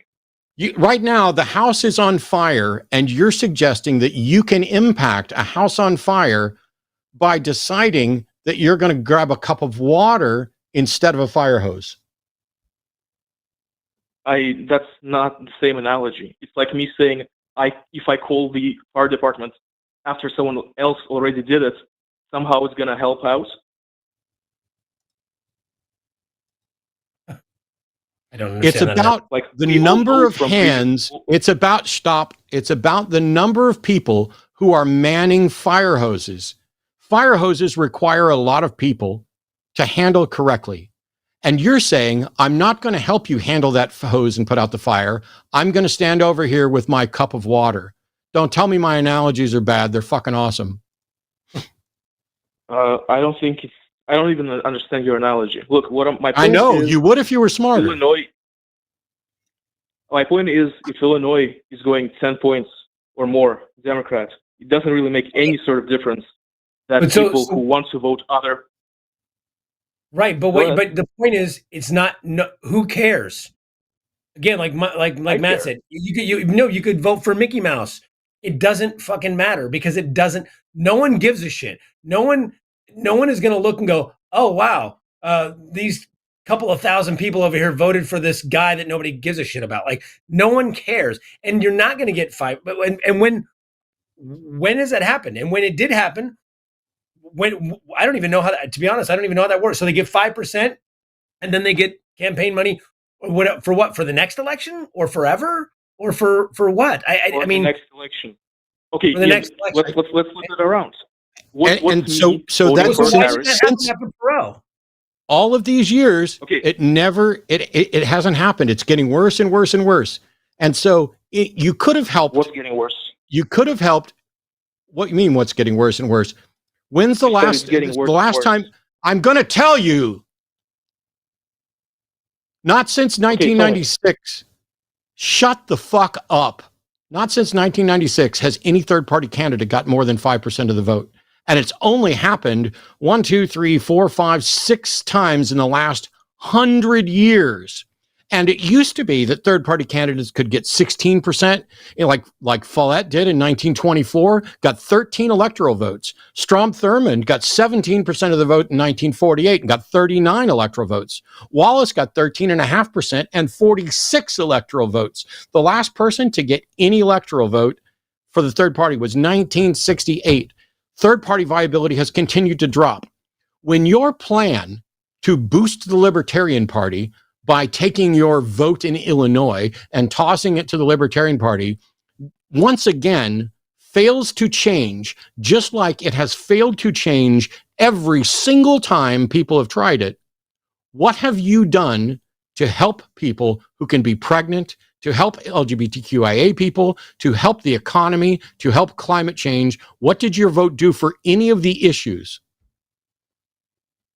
Matt, first of all, there's a way. What did your vote do for any of the issues? For what? I don't really care about those issues. My issues are gun rights. So you don't, no, Max. I'll ask you what your issues are in just a second. So you're saying you don't care about climate change. You don't care about people who can be pregnant. You don't care about LGBTQ people. You don't care about the economy. So what is your issue? My issues are gun rights. My issues are too big of a government. And nah, I just dropped you. Anybody who tells me they don't care about climate change or LGBTQ people or abortion and their number one issue is gun rights and the government's too big, goodbye. Well, that's the other thing, though. He's not a libertarian. Like these libertarians, first of all, libertarians, I can't fucking stand. But this idea, libertarians, the majority of libertarians, and I know somebody will come on and argue with me. Almost every time I pin a libertarian down, it comes down to, I don't want to pay any taxes. That's all it comes down to. Because they'll talk about all these, there are a few libertarians that are for civil rights, and you say, okay, they're liberal on social issues, and they're conservative on fiscal issues, and that's what a libertarian is, less government. Bullshit. Most of them just don't want to fucking pay taxes. Hence the all taxes are theft bumper stickers you see. But what kind of libertarian doesn't care about human rights? Libertarians are supposed to be extremely liberal on social issues like drugs and the government being, he wants smaller government, but he doesn't care about the government telling a woman what she can do with her body. He wants smaller government, but he's okay letting Trump win, who basically, authoritarian governments that's as big a government as you can get. When you got a one-party system, that's pretty much as big of a government as you can fucking get. So when these guys go, I just want a smaller government, but you don't care about women's rights, you don't care about LGBTQ rights, you don't care about having a one-party system with an authoritarian in charge, you don't fucking care about small government, you just don't want to pay taxes. All right, let's try. We got some more. Jack is an atheist calling from Florida who saw Kamala's prayer service and cannot vote for that nonsense and will be sitting this election out. Jack, please explain your bigotry. Well, that's weird. Why is it weird? You're saying you're not going to vote in this election because a candidate who I guess is the one that you were most closely associated with was involved in a prayer service at a Baptist church. That's bigotry. Yeah, I'm against fairy tales. I am too. You're calling in to one of the most prominent, outspoken atheists on the planet. And yet the reality is that either Trump or Harris is going to be president. And just like every other president in my lifetime, they are ostensibly associated with some religious belief, but you're going to sit out the election because somebody prayed over Kamala? Why don't you give a fuck about any of the rest of us? Well, are you aware of the first person that she called when she found out that she was going to be president? I don't know anything about who she called first when she found out she was going to be president. Who is that, and why does it matter? Well, she said she called her pastor to go pray with her pastor. Yes, that's what people who are religious frequently do. However, why would that stop you from voting for it? Have you voted in any election? Yeah, I voted Democrat my entire life. Cool. I don't know how old you are. You don't sound all that old, so I doubt there's that many elections. But do you realize that every Democrat you voted for, so like you voted for Obama? Yep. And Obama was prayed for, and Obama was a Christian. Well, I wasn't aware of that. He's like very devout Catholic. You weren't aware of that. Wow. I wouldn't have voted for him. I wouldn't have voted for him if he was in public prayer circles now. Okay. So you're not in favor of religious freedom then? No. You're such an obvious troll, Jack. Say what you want to say so I can drop you. Never mind. Steven's calling from Missouri about red lines and voter shaming. Hey, Steven, how are you? Hey, guys. What's up? What's going on? Just talking. Yeah, noticing. I've been many years of watching you, Matt, go at people. Having a good time. Been a while since I talked to you. So what is it? It just says red lines and voter shaming. I'm not quite sure what that means. Oh, well, see, one of the biggest issues I have is I watch a show. Okay, you know, everybody got your own opinion, but one of the big things is people are allowed to have red lines and they're allowed to have their own thing. And you ask Hillary how well shaming voters work for her, and it's a tactic. It doesn't work. I mean, show. Obviously, you're trying to make entertainment. You know, do you? I'm not trying to make entertainment. I'm not trying to make entertainment, and I will shame anybody that I want. If your vote is nothing to be ashamed of, don't do what you want if your vote, if your vote is something to be ashamed of, then you should be ashamed. And if your vote's nothing to be ashamed of, nobody could possibly make you feel ashamed, could they? I said as a tactic, it doesn't work. As a tactic, what doesn't work? Voter shaming. Prove it. Going out. Prove that it doesn't work. Prove that it doesn't work. Did Hillary win her election? That you think that proves that vote shaming doesn't work? How many minds have I changed on voting in the last month alone? How many minds have I changed on voting in the last month alone? You don't know. A few. Yeah, a few. A few, I'm sure. I've watched. Yeah. I've watched. So what does work then? Can I ask a question? What is voter shaming? What's the difference between voter shaming, having a discussion where you point out facts and discuss which facts most benefit the person that's voting, and then if you're not going to do either of those, what would you suggest to help move somebody to a better position? Well, see, that was not what I said. I said if I'm just talking about tactics, I said the voter shaming part is an issue. Talking to each other is what works. That's the big thing. Also, an appealing candidate. Appealing candidate. What's the candidate has to get your election. What is voter shaming? I don't know what that means. You're stupid for voting that way, you dumb, you know, as an example. You know, that's the type of thing because people get their back up immediately and they don't want to defend it. Now, guys like, you know, some of the guys you dealt with here, where you know, obviously they kept talking in circles and they didn't have a real response. Yeah, no, go at them, man. Keep going. That's good stuff because it brings you to a point where you know, can focus in on your decision, what's in your brain, and say, look, this is a policy. I don't know why I like it. It gives, you know, something gives you the ick or whatever stupid thing that might come up. You know, now we can point out, yeah, bro, that gives you the ick. That's stupid. That is something that hurts somebody and causes actual harm. And you are not helping because, you know, whatever. That, you know, things like that. How is that not vote shaming? Well. How is that not vote shaming?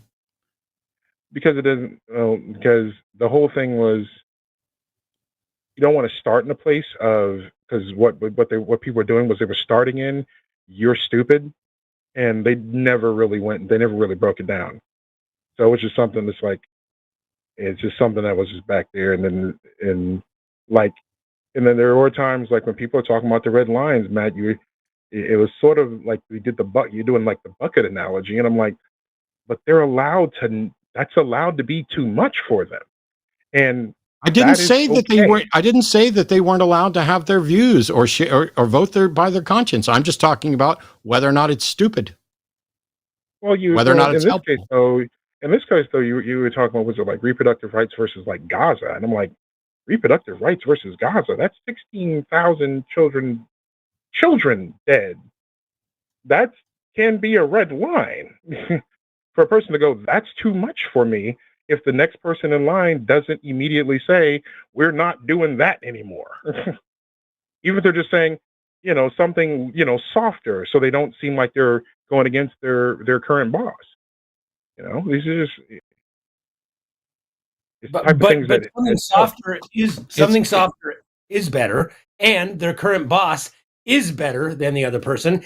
And if those two things are a wash, then don't you move to the next issue? I mean, so if you're saying the two things aren't a wash. No? What? The two things aren't a wash. No, I'm saying if Trump and Kamala Harris have the exact same position on Gaza, which I disagree they do, but let's say they do, okay? Mm-hmm. And you're saying that that's my red line, that I can't vote for somebody who's okay with Gaza or whatever, with the war in Gaza. Okay, well, if they're both equal, which again they are not, but if they are both equal, why don't you? What about the other issues, the other people who are the other subjugated groups of people, or the other people that might die, the Americans here, the women who are dying because they can't get proper health care?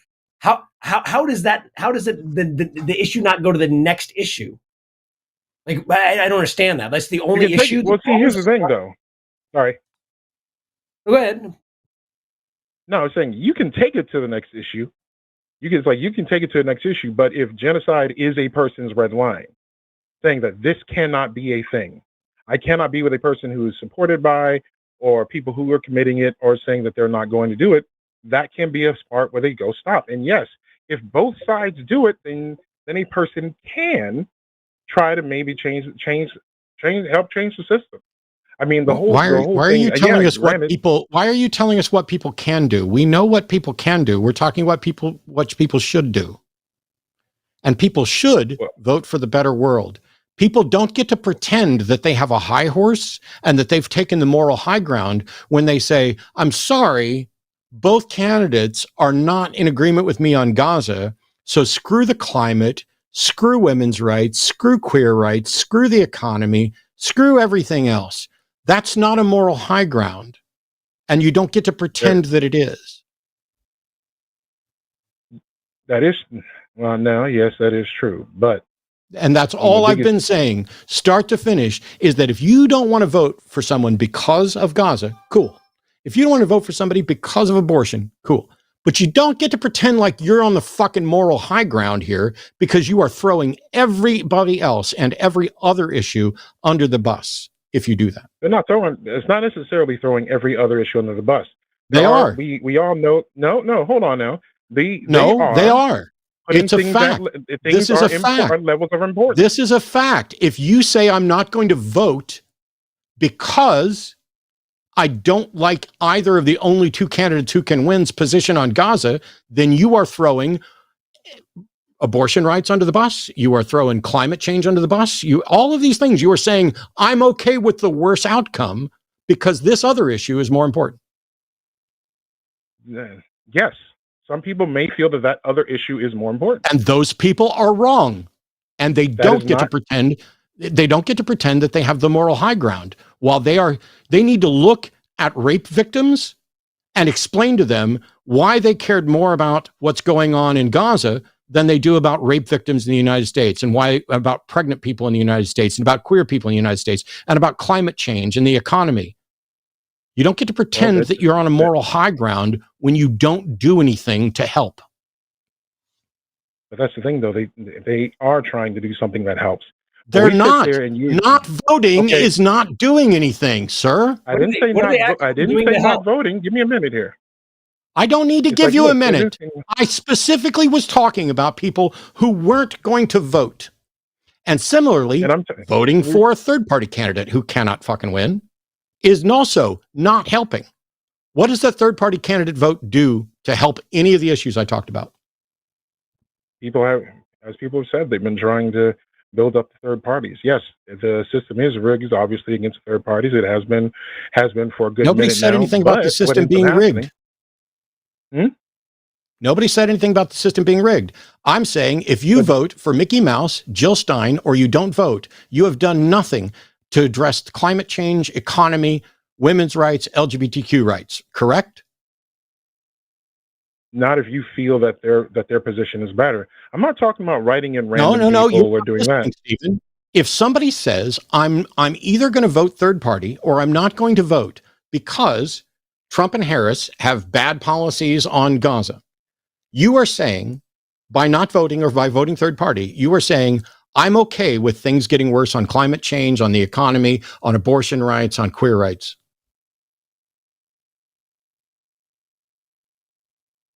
That is not necessarily true. It's absolutely 100%, absolutely, unequivocally, non-debatably true. And here's the proof. How does a third party vote for Jill Stein help abortion rights in the United States?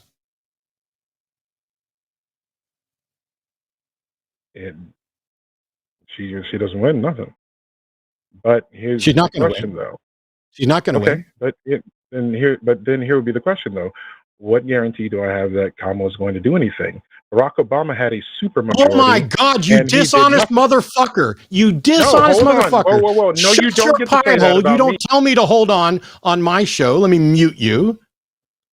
How dare you suggest, how do I have any guarantee that Kamala is going to do anything? You dishonest motherfucker.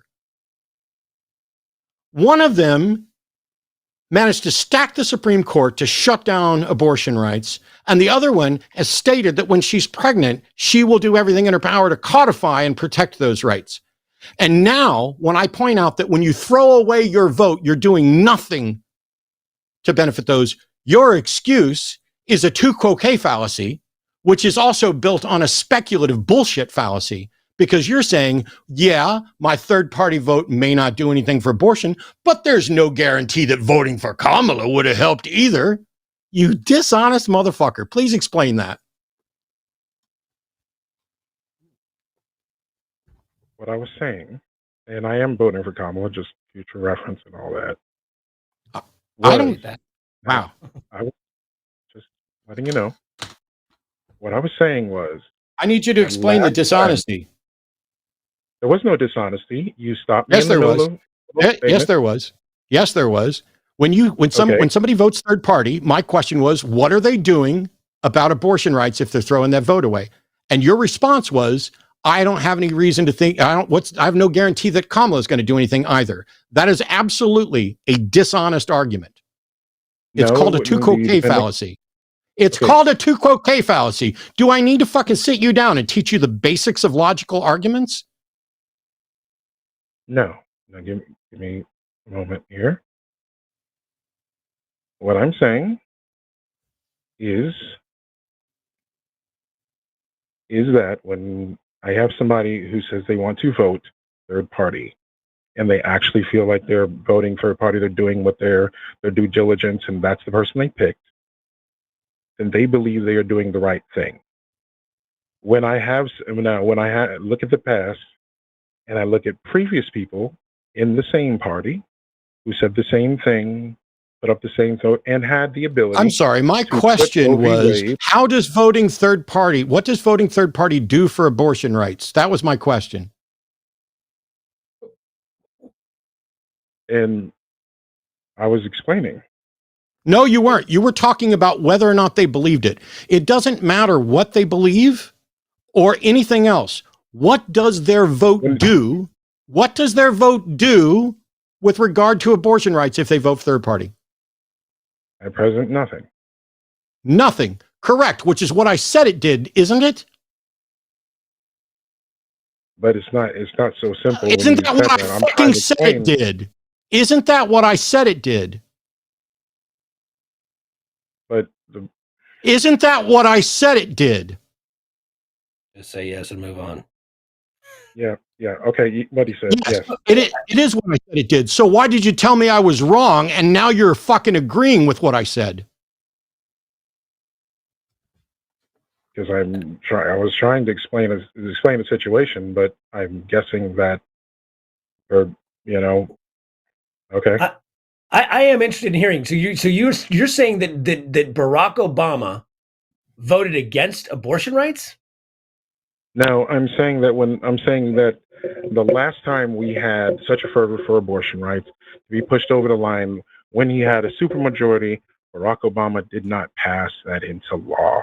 Like there wasn't a reason. It was settled fucking precedent that nobody, and no legal scholar, nobody expected to be overturned, because we didn't expect the Republicans to steal a seat, Trump to get elected, and then to put two more on there in order to do this. There was no reason to spend political capital in Obama's administration to codify something that was already established precedent. It would be like passing a law to protect free speech, which we need, but that was incorrect. What happened was back in 2000. No, wait, hold on. Back in 2000. No, I don't think I need to hold on. I'm going to I want you to answer Ian's question. I'm sorry, Ian. Could you please repeat the question? There was. Well, I mean, Matt already answered it, but the thing is that we didn't need any reason to codify it and that wasn't even one of the things that Obama ran on, because it was settled law. Even the three lying Supreme Court justices who Trump appointed said it was settled law. He was denied because he didn't have a supermajority, because Mitch McConnell denied him of his pick for the Supreme Court.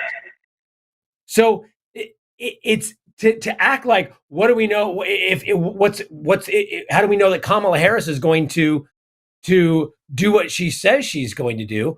What do we have?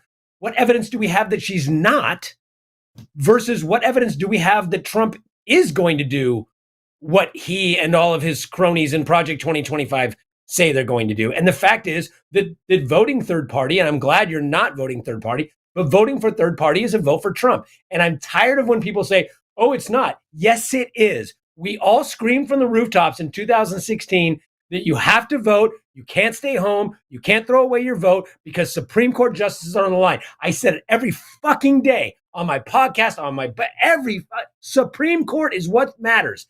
And all these people that are the third party voters said, no, it's fine. It's going to be okay. I'm protesting, and I'm letting them know that I don't like this corporate Democrat and Hillary Clinton, and she's going to be exactly the same as Trump. And what the fuck happened? Trump got in, had on their hands, or voted third party, which is a vote for Trump. And Trump appointed 3 Supreme Court justices that have taken away, that have gotten rid of the Chevron Act, have gotten rid of affirmative action, have gotten rid of have overturned Roe. Okay, all because people protest voted in 2016, and there's no way around that. But all this goes back to 2000, but up to now, it takes much longer to build on these political things like that. I mean, and actually, it all goes back to the 80s. So, I mean, we can keep pushing the idea that, oh, maybe one day, eventually, the same people will do the same thing. But, I mean, at this point, when you see the system screw you over and over and over again, it makes you wonder, And why if a person feels bad, what's the system that's not going to work for them, that's not going to work for them. What's the system that's screwing you over? The one that's in place now. So you're saying the Biden administration is screwing you over?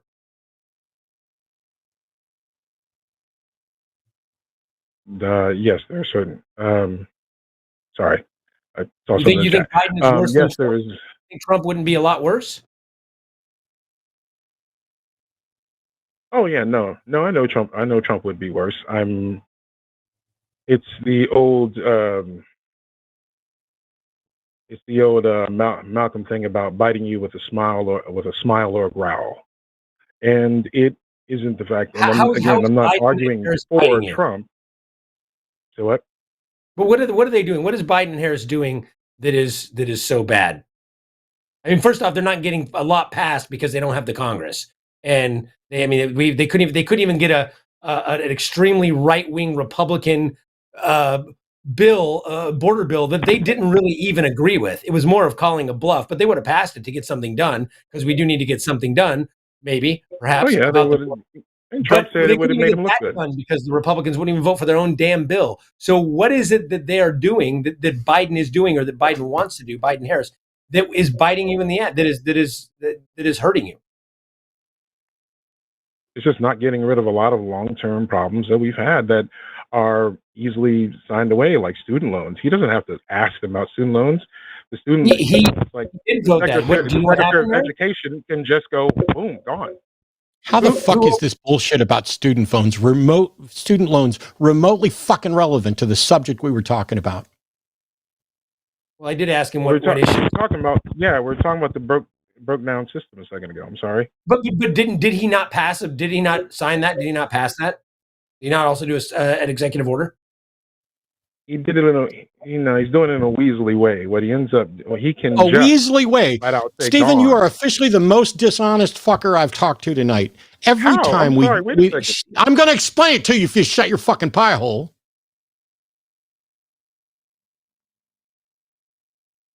Every time we make a point, you then go to whataboutism.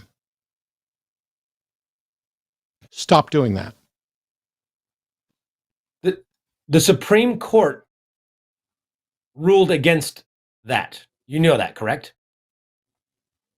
Halted his effort.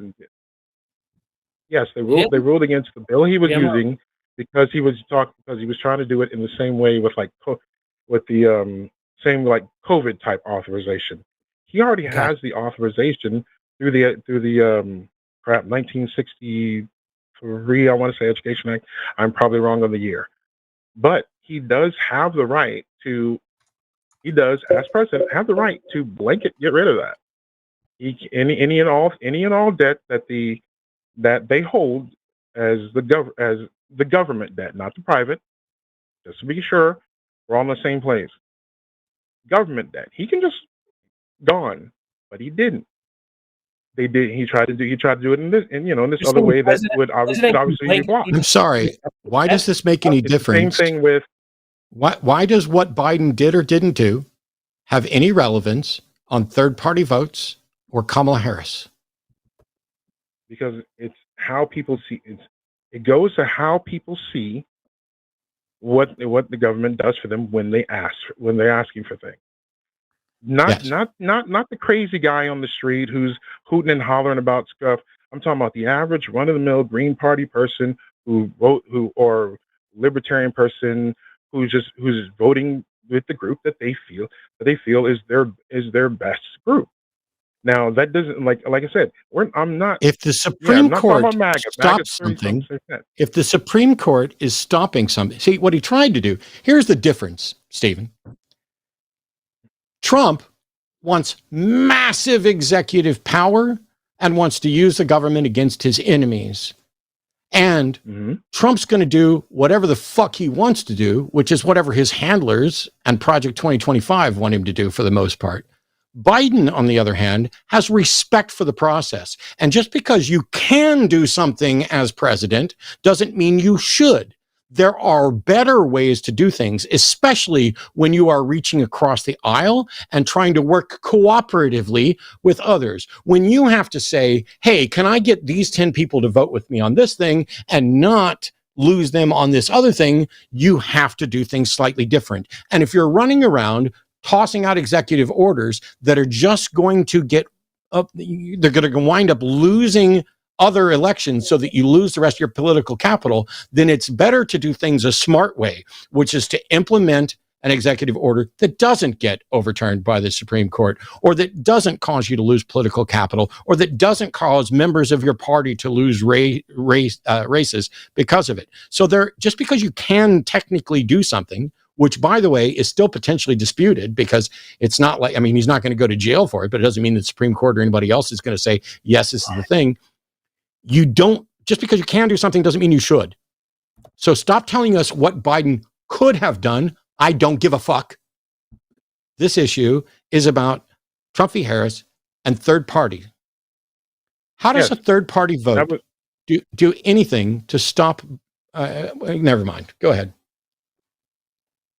And the thing is, he actually did approve several different. He did approve. Yes, student he loan debt. he gets credit for that. He gets credit. Yes, he gets credit for that. I'm talking about, but it is a bigger issue. This is just a simple one that takes less time to talk about because I know, you guys got timers and things. But it was just as an example, that was one of them.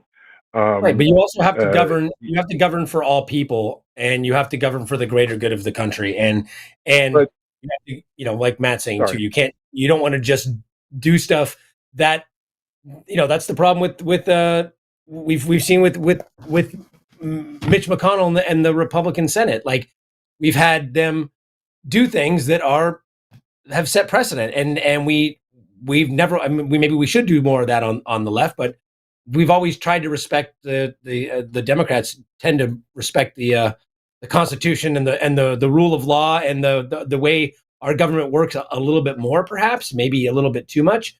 Mm-hmm. But the idea that the intention isn't there and they're not doing the things they say or trying to is a little dishonest, especially when we're not voting in supermajorities. We're not giving even majorities in general. Like, I mean, we've had this a Congress that is completely shutting down anything they've tried to do in the last 2 years. It's absurd to blame that on Biden, and they've still gotten a shit ton done. I mean, a ton of stuff, and it's far more progressive than anybody expected it to be. I mean, it's just a disingenuous argument to say that they're not doing, that they're just as bad or not doing what they should do. They're doing.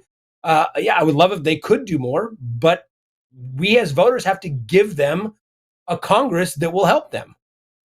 That's voting. And I understand that. Most people who do, sorry. How does a third party vote do that? Sorry, I wasn't trying to get over you. No, I was saying, most people who do third party voting on presidential level will still do Dem or Republican on the down ballot. So you still have that, and that is, and like I said, it is an annoyance. It is a lot of things, and I get that. I'm not trying to, and I know it might seem like that's what I'm arguing. I'm not trying to argue that.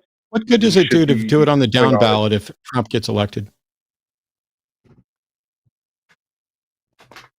You would have, like we were just talking about creating a better Congress. So I was just responding to that. I'm sorry. Sure, but you need all the branches to be in unison for something to get passed and done. That is true. It's just what. Sorry. Give me water. Sorry about that. Sorry.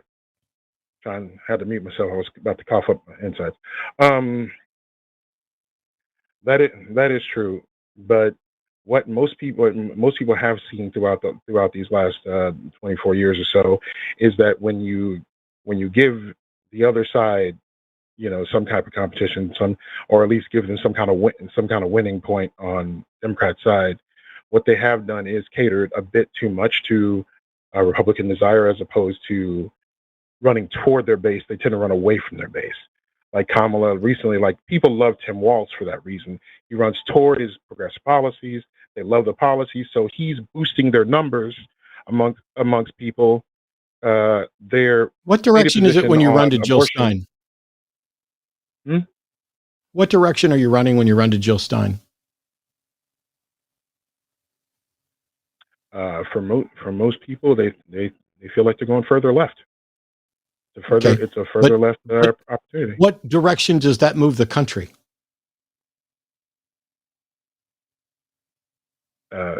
Nowhere really. Yeah, which is what I said to begin with, which is why the whole purpose of this show was to talk about protest votes. You're a Kamala voter who called in to suggest that I was wrong about protest votes and then agreed with me on protest votes, and everything else is just window dressing because we're already in agreement. Well, I was just calling for strategy purposes on what I didn't was ask for going on strategy here. purposes. I asked for voters to call in to defend their protest votes. I don't need and I another was co-host. explaining what people tell me about protest votes. That's all. I don't care Sorry. what people tell you. Your sample size is incredibly small. Multiple thousands, but okay. Multiple thousands of people are telling you stuff? Really? Where's your Yeah. show? I wish I had that. Where are these multiple 5 thousands of jobs. people talking to Stephen about why they did stuff? On Discord. I I hope I'm a poor person. I'm sorry.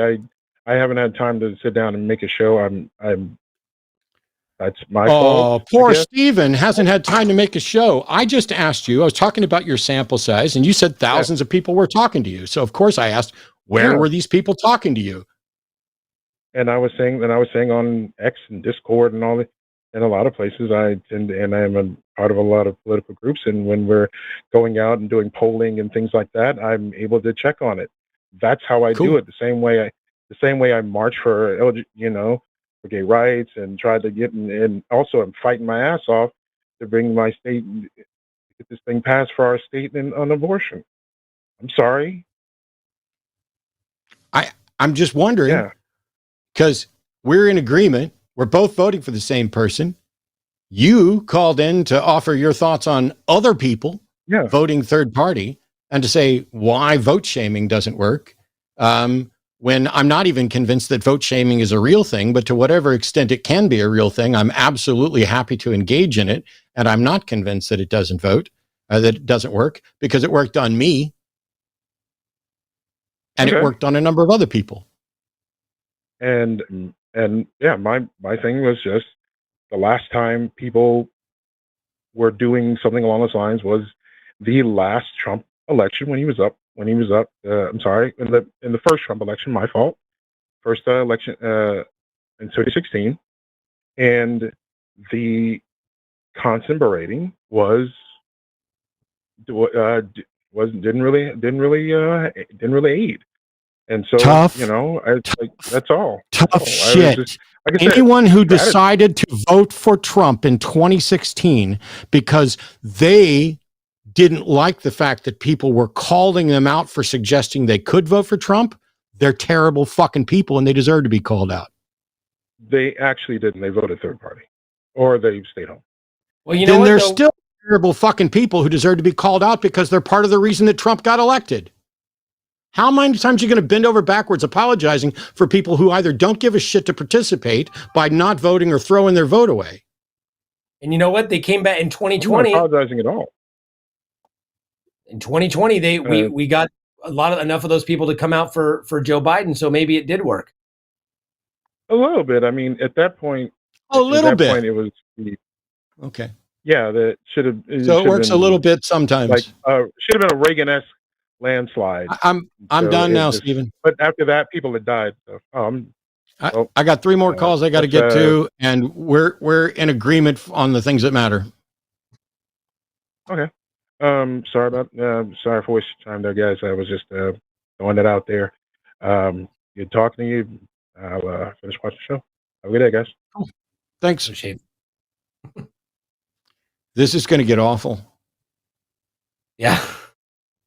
You can't even see what's coming up. No. Okay. I'll do this one because it's probably the worst. Brandon in Tennessee.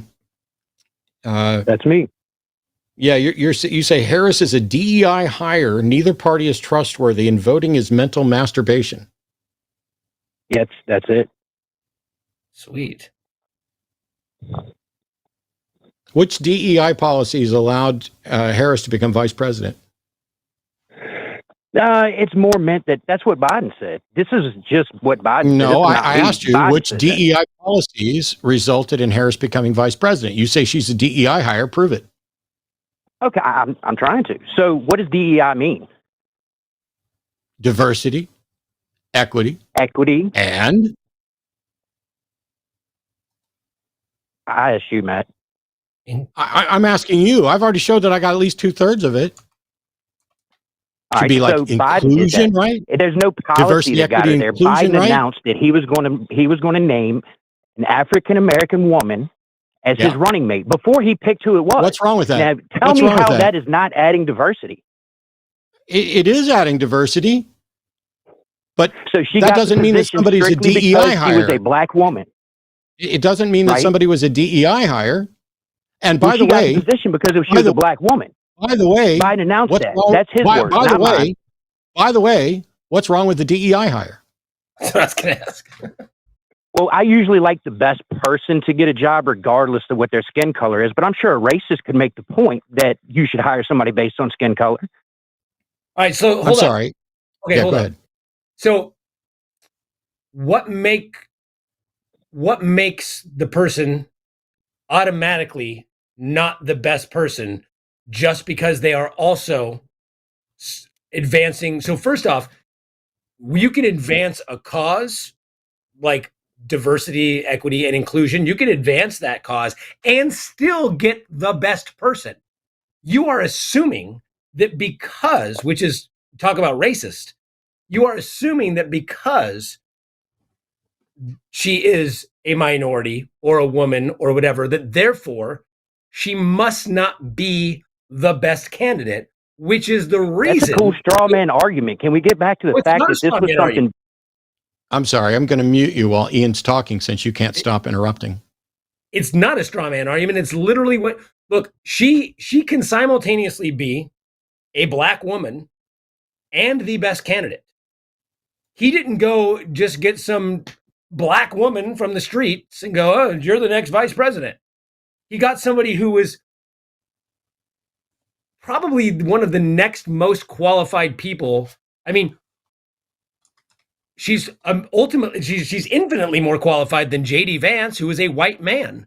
So if just because there's diversity and equity and inclusion involved in his choice doesn't mean she wasn't qualified or the most qualified. J.D. Vance isn't fucking qualified at all, but being a white man is probably the reason he got picked by Trump.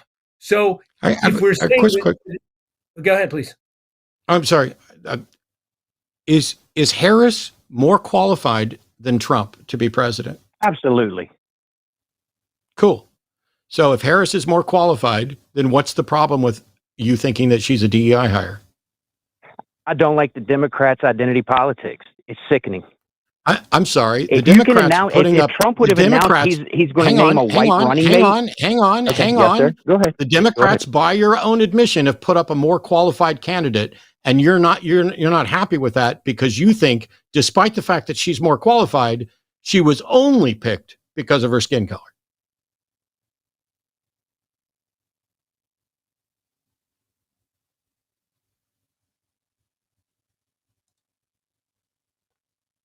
Hello? Did we lose Brandon? Sorry. I guess. Sorry, Brandon's on the web Matt. thing. Your phone probably went to sleep. Yeah. My phone cut off. Yeah, it happens. So the Democrats put up the more qualified candidate by your own admission. So how's it a problem? I don't like the identity politics. There's absolutely no reason for it. When you base your policies around race. How is it identity politics to say that when we go and we select among the qualified candidates, that we also happen to make sure that we are not favoring the candidates that we continue favoring so that we can have a more diverse group? There's the old white man running for president. Please, man. Come on. What? The old white man running for president is about diversity. You know Biden's politics. He's been in politics for a long time. He had some of the most racist stuff in the world back in the day. They hired her so they could get the black since you won't excuse me on my own fucking show, I'm going to mute you again. Here's the thing. I'm asking right now with Harris and Trump, I asked you which one was more qualified, and you, without batting an eye to your credit, good job, Harris, definitely. And yet you're still not happy with it because Harris was picked by your suspicion because Democrats would like to make sure that we aren't further marginalizing qualified people. That's the best way to look at DEI, is that we have marginalized people who are qualified, and we are going to stop further marginalizing the people who are qualified. And you're not okay with that. No, that's not the case at all. I'm just sick of the identity politics. They put her in there so they could get the black vote. I'm sorry. They ain't got nothing. They don't care about. No, okay, I'm going to mute you again. The whole purpose of DEI is to make sure that we don't continue the trend of marginalizing groups of people. For most of the history of this country, women and people of color have been marginalized. And we need to do something to make sure that we are not continuing that status quo or expanding that status quo. That's what DEI is. DEI is not, oh, we got to fill this quota, so I guess we'll take the black woman even though she's not qualified. It is about making sure that qualified candidates aren't sidelined intentionally or unintentionally merely because they are in a category that isn't favored. That's it. But if Harris is the better candidate, are you voting for Harris? Absolutely not. Yeah. So you don't want to vote for the better candidate? No, the system's broken. There's no point in voting. That's the mental masturbation part. You can feel good about it, but you ain't doing anything. If there's no point in voting, I don't care to hear what you have to say, because you're not voting and you don't think it's worth anything. So is there any way we can convince you that it's not a waste? I doubt it, but I am a big fan. I know you're about to hang up on me. I love your show, Matt. Love your stuff. Big fan. I know you're about to hang up on me, but have a good evening, man. Can I just ask a real quick question? Yeah. Yes. You say the system is broken? Yeah. So your response to a broken system? I want to see it burn down. I think the best thing that could happen is Trump get in and absolutely screw everything up to the hilt, and we need to rebuild the whole system. Okay, hold up. Congratulations, Brandon. Has that ever happened? So can you show me one time in history? First off, putting somebody in that fucks things up doesn't burn down the system. That's never burned anything down. That's just made it worse. Second of all, can you give me one example where there was a major coup, a major political unrest, where the system was burned down, right? The leader was taken out and, was shot and taken out by some rebels that came through, that void was filled by a benevolent, all amazing, just greater good candidate, and not a crazy right-wing authoritarian. Can you name one? I'm not sure there is examples. I don't want a coup. That's not what I'm saying. I hope that Trump gets in, destroys everything, just absolutely messes it up as badly as he can, and the Republicans can't run another candidate for the next 16 years because they're the laughingstock. They already are. When you say destroys everything, you're okay with lots of death and destruction? I prefer it not be a lot of death. No. Well, what are you doing to stop there from being a lot of death or destruction? The same thing you are, Matt.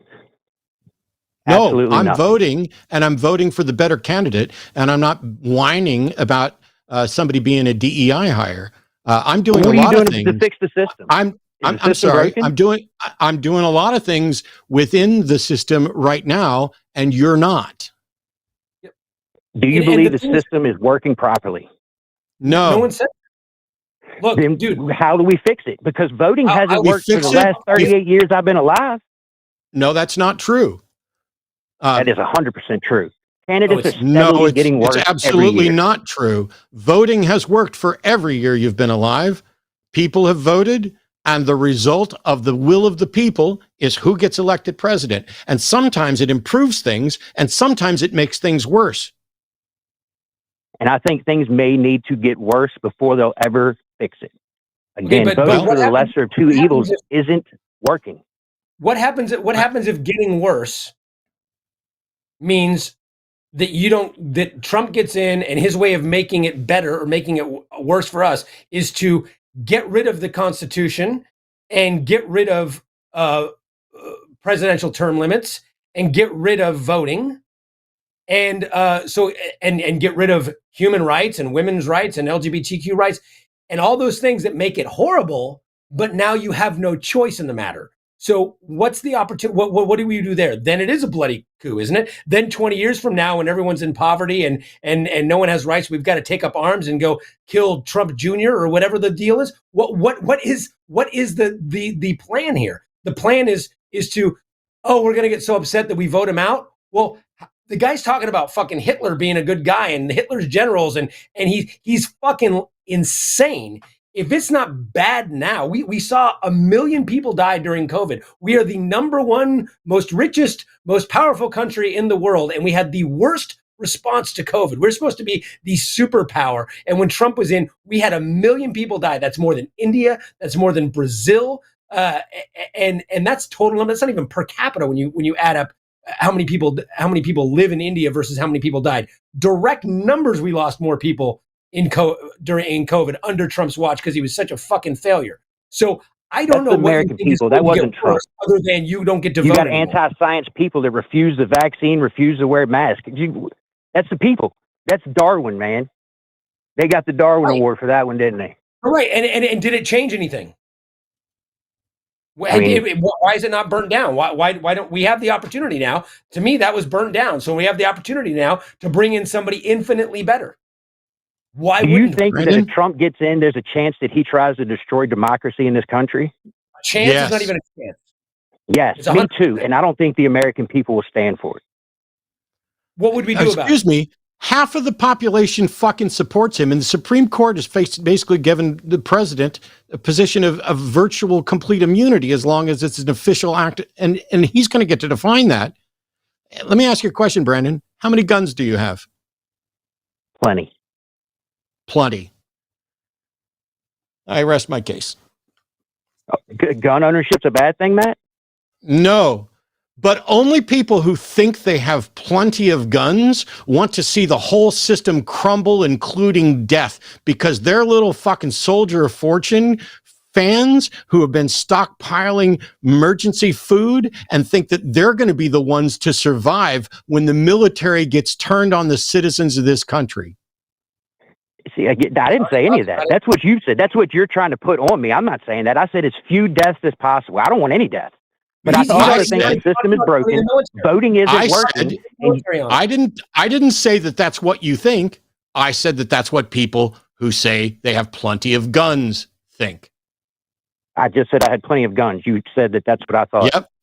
Doesn't mean everybody with plenty of guns thinks that. So do you think you'll be able to hold your own with your guns when the system crumbles apart? I don't expect that I'll have to hold my own with my gun. Who's coming for me? Really? So what's the plan? What's the plan, Brandon? What's the plan? When you just said a minute ago, when you just said that the American people won't stand for that, right? How are they going to oppose it without guns? It's civilly. You can't deploy. You think there is no civil way to oppose the end of democracy? I think there is. I think you have a couple million people show up to Washington. Well, what is it? You might disagree, but there's when a nothing couple that you million can say people that's going show to prove up me to wrong. Washington, when a couple million people show up to Washington and the military is there, what's going to happen? You can't deploy the military against United States citizens on U.S. soil. Says who? Absolutely, you can.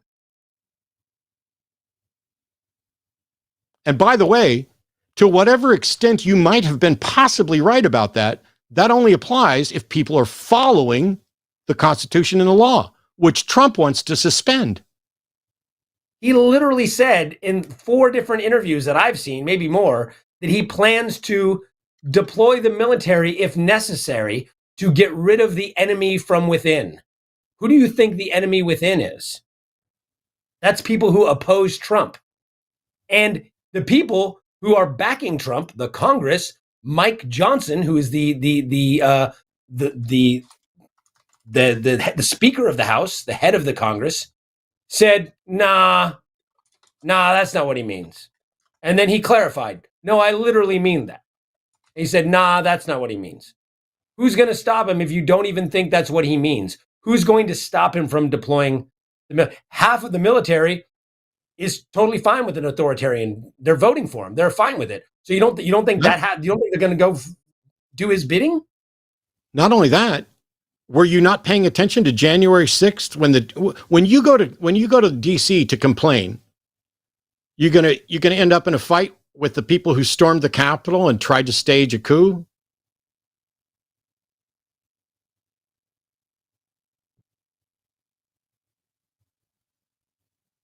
Did he get stuck on the? I guess not. His phone silenced again. You got to tap your phone. I'm sorry about that, Matt. It does keep doing it. It happens all the time. I think they're brainwashed. They idolize this man, and hopefully seeing him fail and potentially start to destroy this country, remove civil liberties, maybe it'll fucking break them out of it. Oh my God.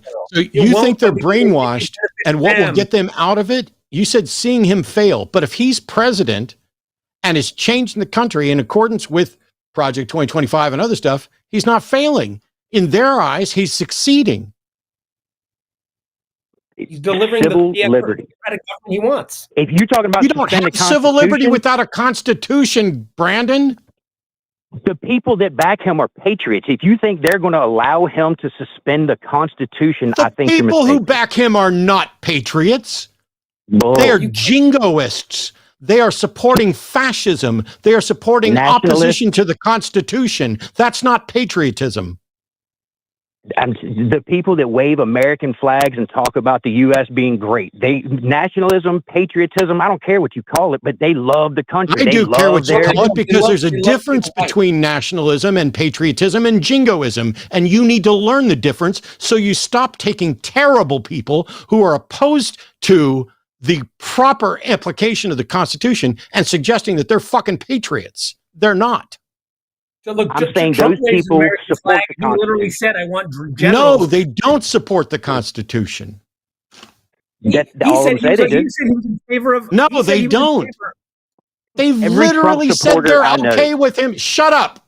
They said they're literally okay with him being a dictator for a day. How is that supporting the Constitution? Again, he says a bunch of it's hyperbole. I didn't say he says he's going to end the war in a day. He's not going to end the war in a day. And they listen to me. The people supporting him, many of them, when he said he wanted to be a dictator for a day, many of them said they were fine with that. Are those people patriots? I don't know anybody that has said that. I couldn't speak to. Well, then you're not paying attention because it's been on the news. But let's just imagine if somebody said that, is that person a patriot? No, I think they're an idiot. Cool. What about the people who stormed the fucking Capitol on January 6th? Are those people patriots? No, they're also idiots. Yeah. So we have a parade of idiots who aren't patriots. Where are the patriots? Those are the ones that claim it. I don't know. Where are the patriots? But I'd like to see the system fixed.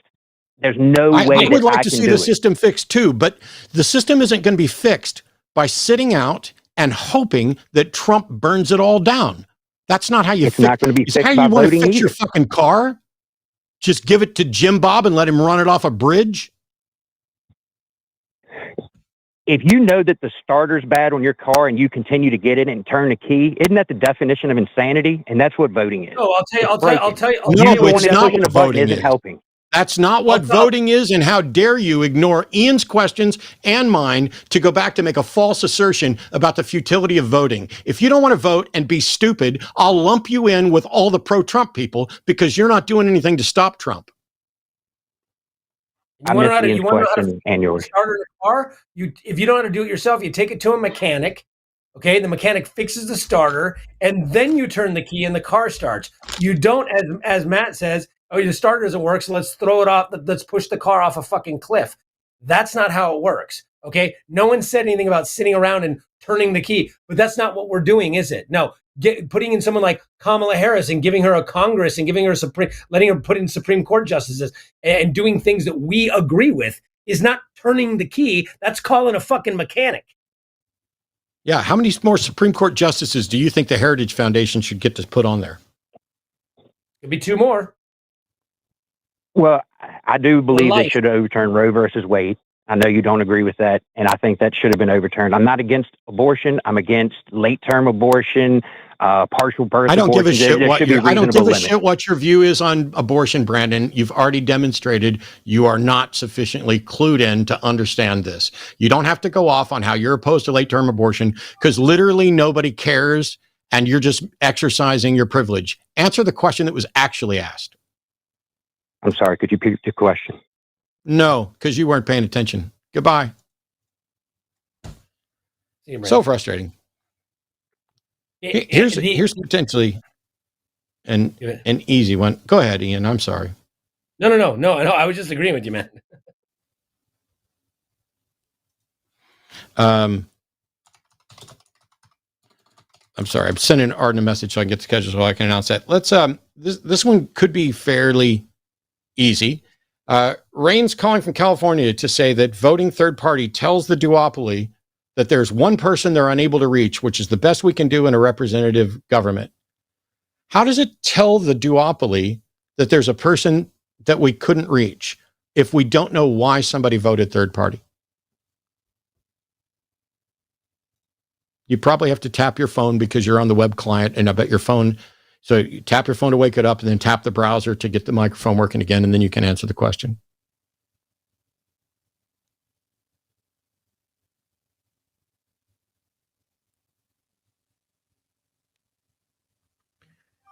Well, I'm trying, Rain. You got to tap your phone and then tap the browser again, and that will wake up the microphone that's gone to sleep on your phone so that we can hear you. We can't hear you.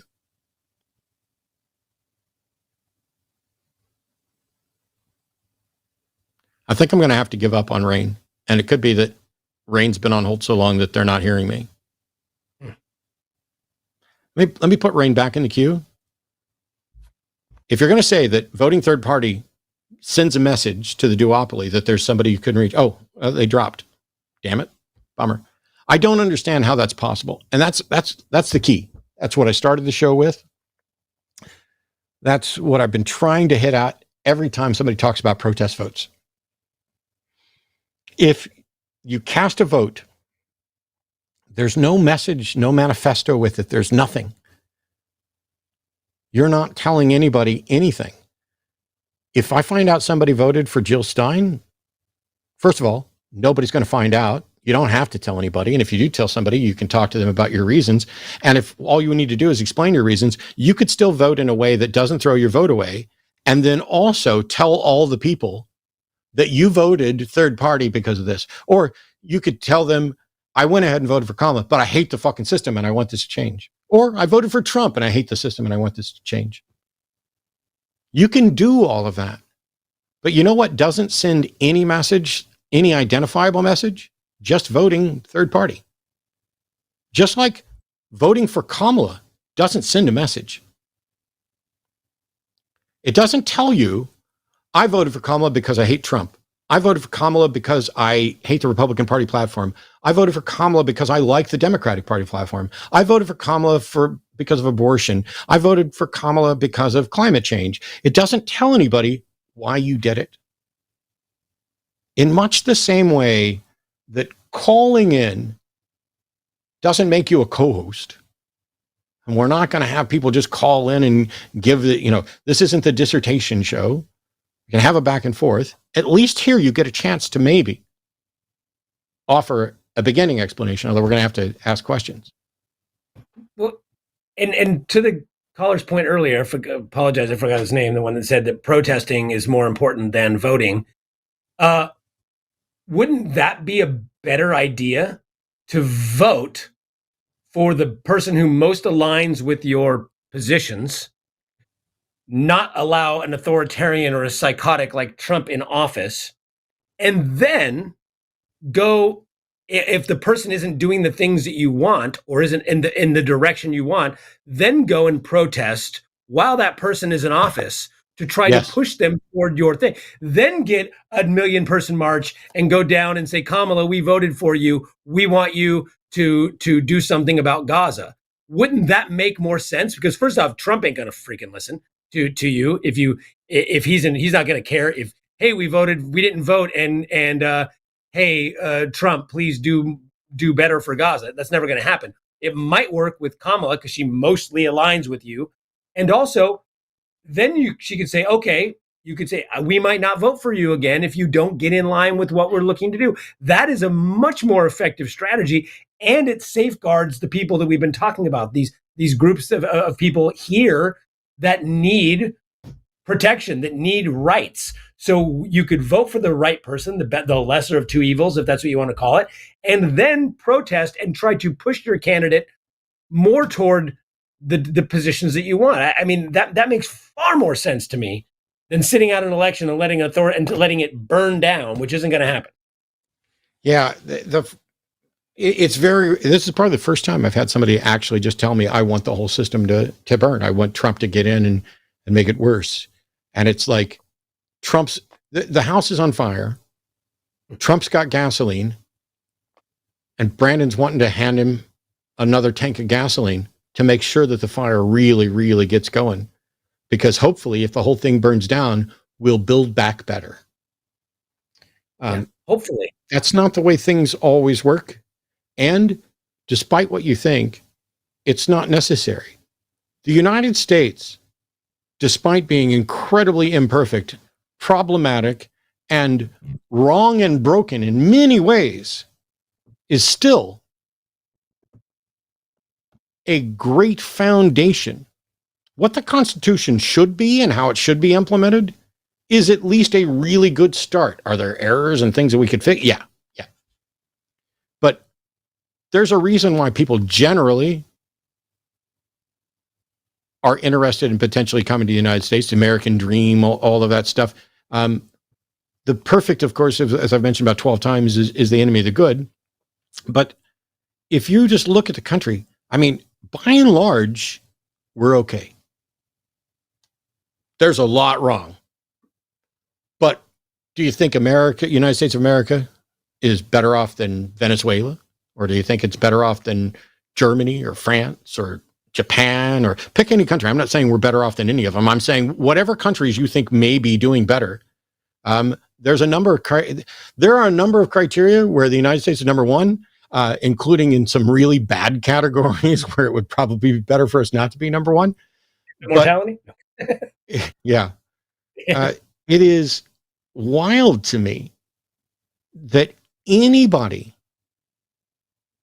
could be in such an amazingly privileged and advantaged position that their preferable path to improving the country that they live in is to destroy it. There are big issues. There's real threats to democracy. Oh, well, democracy doesn't matter because your vote doesn't matter. Yes, it does. Is the system imperfect? You bet. Would I get rid of the Electoral College? Absolutely. Do I favor ranked choice voting? Yeah. I don't know that it's my perfect or best plan, but I prefer it to some other options. I think it could potentially fix a number of issues. But when you're like, I muted that chat, but somebody keeps sending me chats, and so my phone keeps going off next to me, and it's an incredible distraction. We have one call left. Let me give the schedule for the coming week, and then we'll take this call, and then we'll do super chats because it's already very late, and Arden's going to kill me if I keep going forever. So here we are tonight on the Hang Up. Tomorrow, the Transatlantic Call-In Show is at 2 p.m. with Arden and Josie. There's a Cus I Wanna on Friday at 6 p.m. with Jimmy and a guest to be announced later. The Saturday Cus I Wanna is going to be Forrest and Josie. And the Sunday show, 2 p.m. is going to be Forrest and Erika. And the Sunday show after dark is going to be Forrest and Adair. I'm working a Reptile Expo this weekend, so you get a freebie. You don't have to listen to me at all this weekend. For the people who are really frustrated with listening to me. Next Monday, Skeptalk will be Forrest and Dr. Blitz. And Chewed Gum next Tuesday is going to be Eve and Alyssa. And I will be back on the Hang Up next week with Christina from the Secular Student Alliance. We'll let you know more about what's going on there as we build towards doing some work with the SSA. And thank you for your incredible over an hour's worth of patience. John, pronounced he, they, an atheist, wants to explain why he's protest voting. So there you go. Awesome. Well, first, I just want to say thank you so much for having me on the program. I really appreciate it. I love the show. I'm John. I think that what's currently happening in Palestine is a genocide. Obviously, I think genocide is abhorrent. And I think that out of principle, out of a sense of morality, just like people in the past, we should vote against a thing that is evil. Cool. Is there ever a situation that you can think of where the available candidates couldn't be viewed as evil in some regard on some issue? I think most people I would view as evil on at least one issue. Yeah, for sure. So basically, you don't ever vote. No, I think that there is a tipping point with certain issues where they go from being something I'm willing to sacrifice on to something I don't consider myself capable of sacrificing on. Perfect. Why are you willing to sacrifice abortion rights, queer rights, climate change, and the economy because of Gaza? Great question. I think my biggest response would be that if you were in Germany in the 1930s and 40s, you would hopefully respond in exactly the same way. Yeah, that's not an answer.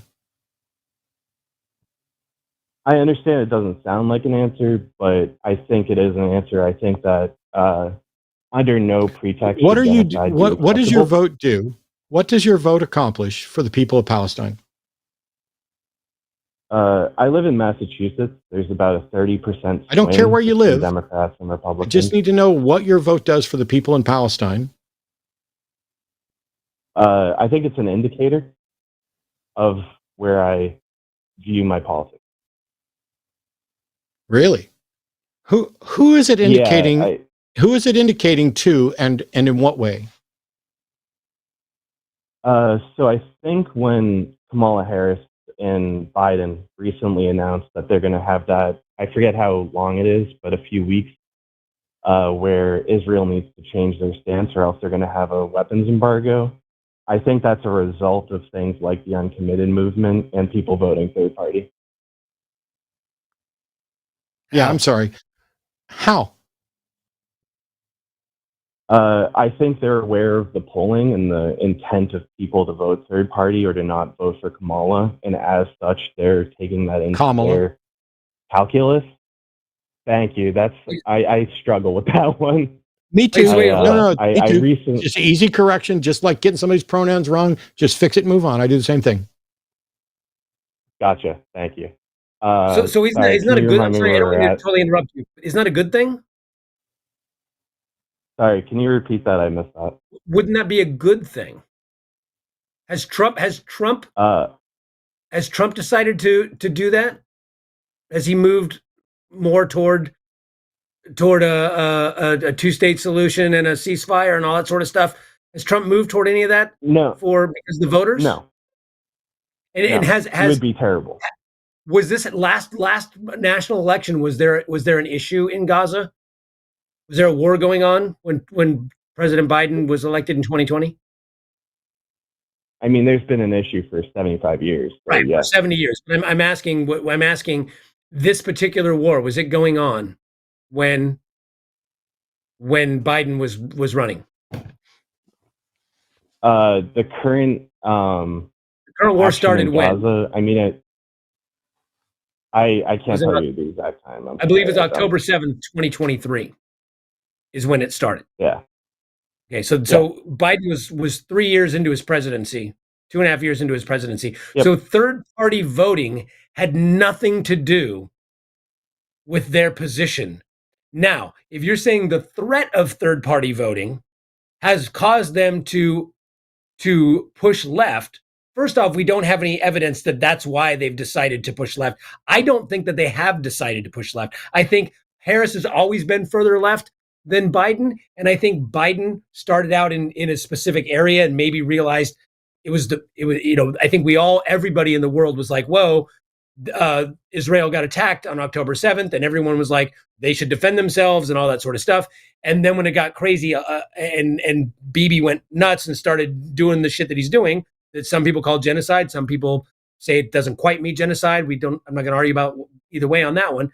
But a lot of people, including most people that I know on the left, said this is unacceptable. We need to work on stop this.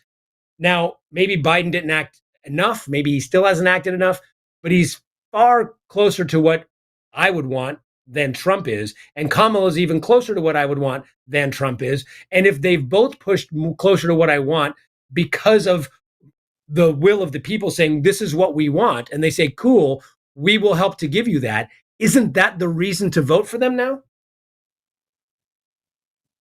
So I understand and appreciate the thought of the comment. I think that pushing people is good.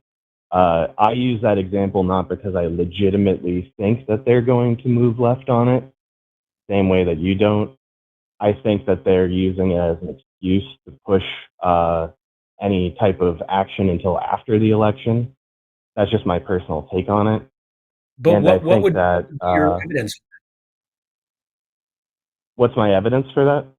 Because they have. So first off, we have cut back already what we're sending to Israel. They've cut that back quite a bit. They've given a reason. Biden has said he's going to cut more or even stop it if certain things aren't met. We have given humanitarian aid to Palestine, and we forced them to open roads because there were no ways to get humanitarian aid to Palestinians, and we forced them to open roads to do that. So, which Trump wouldn't have done any of that. So we have pushed in that direction already. What makes you think that they wouldn't continue to push in that direction? So when you say push in that direction, I move in that direction. I mean, I'm not saying that they're doing nothing, but I'm saying that to me, when you're sending tens of billions of dollars worth of weapons to continue a genocide, something like opening up some ports. They did not send tens of billions of dollars of weapons to continue a genocide. The weapons that they're sending are not being. See, I would agree that a genocide is occurring, but I don't agree that the administration is saying, "Ooh, cool, let's go support a genocide." What's actually taking place is a history of supporting Israel and treaties and policies that we have to do something with, and that they're using the excuse of we're going to send them weapons so they can protect themselves from Hezbollah or whatever else, and then that the weapons end up getting used for what you and others and me would probably label genocide. But back to the protest voting, how does a protest vote fix that? Again, I think that my argument is that the protest vote helps to indicate to leadership in power that they need to change or else they're going to lose the election. Okay. So first of all, it's not, I'm so sick of this. You need to change or you're going to lose the election. This isn't a prize. It is who would you rather have representing you? Do you think Trump would rather you vote for Harris or your third party protest vote? He would much rather I vote third party, for sure. So why are you doing what Trump wants? Okay, so I think I have a really good response to that, which is cool. If someone told you that they were a Republican and they were voting third party because they don't agree with Trump, would you agree with them doing that? Would I agree with them doing that? Yeah, would you agree with someone making a protest vote against Donald Trump? Would you say that that's a good thing or a bad thing? Oh, I would say that's a good thing because I'm opposed to Donald Trump. I agree. But it's still, you know, why? Why are you still doing what Trump wants and supporting Trump? It's a wasted vote. That's why it's a good thing. Because they're wasting their vote. I would prefer that Trump supporters waste their vote. Is that a good thing? Yes. A world where Trump isn't president is the better fucking world. I agree. I agree with you. I agree with you. Then why aren't you doing anything to stop him? So again, what I would hope for is I want to see the Democrats change. I'm not like nihilistically or time to work on narcissistically. John, the time to work on changing the Democrats is not the general election when failing to change them leads to a fascist takeover. The time to do that is to work with the parties and in the primaries and everything else. And then when the house is on fire and push comes to shove, you suck it up and you do the right thing. And then you push them after the primary. way you want. Sorry, my bad. I don't mean to talk over you there. No, I talked over you. After the primaries ended, Kamala Harris became the new nominee. After the primaries. Thank you. So what that shows is that time is not necessarily the factor that we make it out to be if after the primaries we can have a new candidate. Is that correct or is that wrong? Oh, so you're going to use the incredibly unusual, never happened before circumstance that the candidate changes afterwards to justify throwing your vote away. So to clarify, again, I'm in Massachusetts. I'm voting. I don't care where you are. It doesn't matter. We've already been over this. Well, I would push back because the Electoral College does mean that where I vote from does matter. Maybe ultimately, but also any conversation you have with people, anything outside of that pushes. This is the thing that really drives me nuts about people. Like, I have friends in California that are like that, but they're very vocal and they convince other people in other places not to vote. And as Matt was saying earlier, if we get a giant landslide, then and across the popular vote, across the electoral landslide, etc., if we get more people voting, then there is more mandate for her because she or whomever wins, right? Because look at the amount of people that turned out for you, and again, also you're influencing other people when you make these arguments. Anytime you make these arguments, you are influencing other people who could possibly change, who could possibly be voting in a place, Pennsylvania, where votes are coming down to small numbers, thousands of votes. So if other people, that's it. If other people in Massachusetts who would prefer Harris over Trump decided to throw their vote away too, who gets Massachusetts electoral votes? It would go to Trump. Yeah. So you don't want Trump to be elected, but you're taking a step that if other people did it would result in, other like-minded people did it would result in Trump being elected. You're not doing anything in your vote. Going to happen? You're not doing anything in your vote to help the people of Palestine. You're not doing anything in your vote to help any of the other issues that we've talked about a dozen times tonight. You really like for the Democratic Party to change. Cool. Why are you? So like Brandon wants Trump to win so that he can burn it down. I don't think you want Trump to win, but it seems like you'd be okay with burning it down. I mean, I don't think I'm okay with burning it down. I think that. And why aren't you voting to stop it from burning down? For the same reason that I do a lot of things, which is solidarity. I want to show solidarity for Palestinians and Palestinian Americans. We should build a statue to you. Solidarity is really, you're throwing away your vote. That's really going to help them there. They should build you a statue right in Gaza. Well, I mean, can I ask you a question? I guess. Would you ask a Palestinian whose family died in Gaza, who's a Palestinian American, to vote for Kamala? Yes. Yes. Do you understand that? Would you ask for a woman in Texas's family who died because she couldn't get health care to vote for Trump? No. Yeah, well, there you have it. I would not ask her to vote for Trump. Yeah. Would you ask her to vote for Jill Stein? Yeah. I mean, I'm not voting for Jill Stein. I'm voting for Claudia. Would you ask her to throw away her vote on any third-party candidate or not vote? It would depend on how she feels about the situation and what she wants to do with her vote.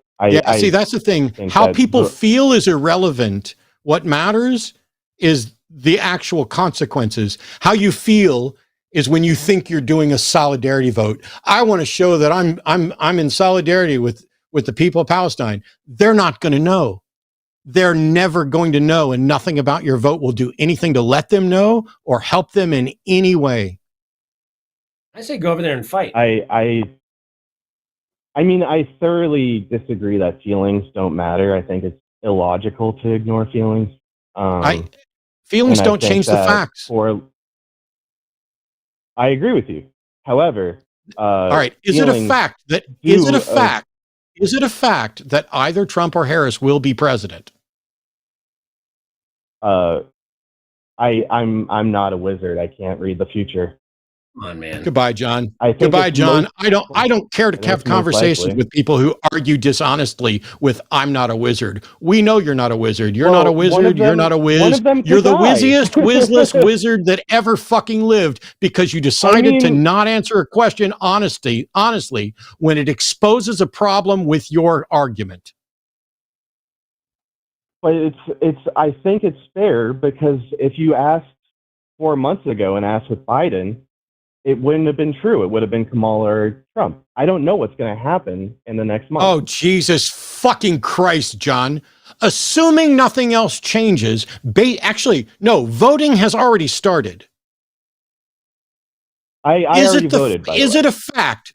Is it a fact that outside of some catastrophe, either Trump or Harris is going to be elected president? Yeah, I mean, yeah, probably. Cool. Do you think that's what I meant when I asked you the question the first fucking time? I get what you're saying. Yeah, more or less. Do you think that's what I fucking meant when I asked you the question the first fucking time? I'll say it more clearly. Yes. Yeah. Do you think that's what I meant when I asked you that the first fucking time?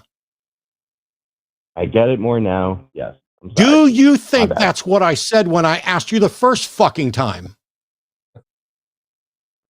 Yeah. Cool. Congratulations. You're now a wizard, John. Bye.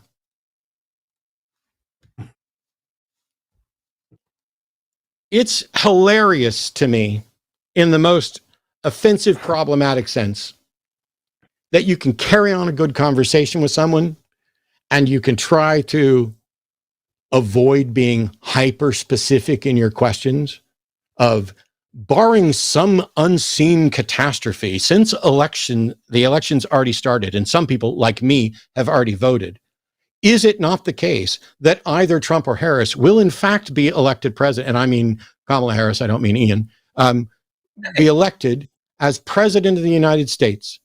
And you're going to do well, I'm not a wizard.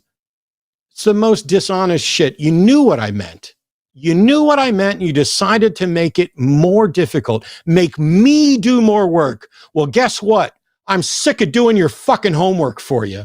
I'm sick of being the guy who goes out and researches everything so you lazy, privileged, ignorant fucks can call in and pretend like you don't understand the question, or I'm still undecided, or I just don't know how to pick between the fascist. Oops, I guess I just didn't believe that she was actually going to do anything about abortion. I just didn't believe that she actually worked at McDonald's. I don't know for sure that Kamala's going to do anything on this. The most dishonest fucking whataboutism across the board. You guys, if it weren't for the fact that it's a basic constitutional guarantee, I would absolutely be in favor of changing the voting system so dipshits like you aren't even allowed to vote. It would be nice to have a test to require that you know something about civics, but that's the ideal world. Maybe. That's an ideal that I can hold up and say it would be really nice if people understood what they were talking about before they voted. Unfortunately, we don't get to live in the ideal world, just like we don't get to live in the world where you get to pretend that the 40% of people who didn't vote are going to show up and vote. Or we don't live in the world where the Palestinian people are going to recognize your protest vote solidarity and that they're going to give a shit about it as they're dying. I'm just done. We got 2 weeks till the election. There's a lot of stuff here. It is incredibly frustrating to sit here and make the same point over and over and over again, then have somebody just, well, you know, I got to do this and I could do this. And well, I'm not a wizard. I don't know what's going to happen. Fuck off, John. You throw away your vote. That's cool. But don't call in and tell me you're not a fucking wizard. We already knew that. Yeah, when Trump becomes president and he's signing the bombs, and the bombs are coming down and hitting civilians in Palestine and in Gaza, and it's got Trump written on the side of the bomb, and the mom comes out and finds her dead children there, and the bomb that Trump signed that just hit, and she's going to be laying there grieving over her child and going, at least Brandon voted for Jill Stein, or that's whoever. What's happen. It's incredibly frustrating. You know what? I think I figured out the reason that it irks me so much. And it's because there is a group of people who think they're better when they're not. Oh, I care more about the people in Gaza than you do. No, you fucking don't. You didn't do anything to help them. You're posturing. You are the worst version of keyboard warrior mentality. I'll do a protest vote. Cool. Didn't help anybody. Didn't help anybody in the United States. Didn't help anybody on any of the issues. Didn't help the people you were trying to show. And yet you smugly think that you care more. As I said in a post the other day, protest votes, third-party votes in a general election when the house is on fire are the equivalent of thoughts and prayers. They make you feel like you did something when you did nothing. Not one life is going to be saved in Gaza because you decided to go off and stage your protest. Not one life. And you're free to do it. But you're not going to convince me that you're better than those of us who are trying to fix the entire world, to preserve democracy, to help on climate change, to help impoverished people, people who can get pregnant, people of color, people in the queer community, anybody who's been marginalized, people who need idiots in Tennessee to stop thinking that DEI is, well, let's just get anybody in who's, no matter what their qualifications are. It's wild how people can think. I wish we could identify all of the, I'm going to say Russian propaganda, but it comes from all over. It's not just Russia, that people have bought into. We already had Justin Trudeau say under oath that Jordan Peterson is among the people who've been being paid by Russia to spread particular ideas. And so have Tim Pool and a bunch of others. Did they know? Did Russia tell them what to say? No. Russia's smart because they pick the people who are already saying the shit that they want to say, and they give them money to amplify that voice. They don't have to dip in. They just got to find a dipshit. That's it. On that note, it's time for Super Chats. And a huge thank you to everybody for participating, etc. $10 from Greg Markowski. Thanks for the highlight of my Wednesdays. Thank you for the highlight of my Wednesdays, because despite my frustration and irritation and yes, anger and yelling and all kinds of stuff, I still feel this is important. And while I rant about being sick and tired of doing everybody else's homework for them, I'm going to keep doing it because that's who I am. 20 years of this shit. And some things have gotten better and some things have gotten worse, but you're not going to stop me. Till I'm dead. $5 from Jerome in Seattle. When I was growing up in Alaska, we burned many flags. It was 20 below and the power was out. I'm in favor of flag burning. And you know, as somebody who was, I'm an 8.5 year military veteran.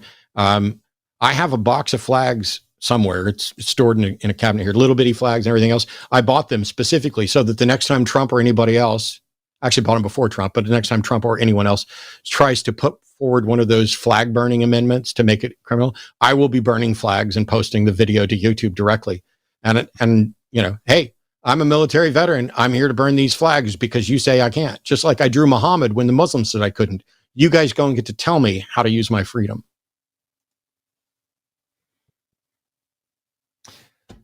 New Zealand, $50 from New Zealand. Thanks so much, Mason Tory, Scratch Media. I have $100 here in my hand. This money is going to be donated to Matt next week unless a theist calls in and destroys Matt with an argument for God. Well, if it's $100 just for me, just send it directly via PayPal so that YouTube doesn't get its cut. But if that happens, the $100 will go to the theist who destroys Matt with an argument for God. That's cool.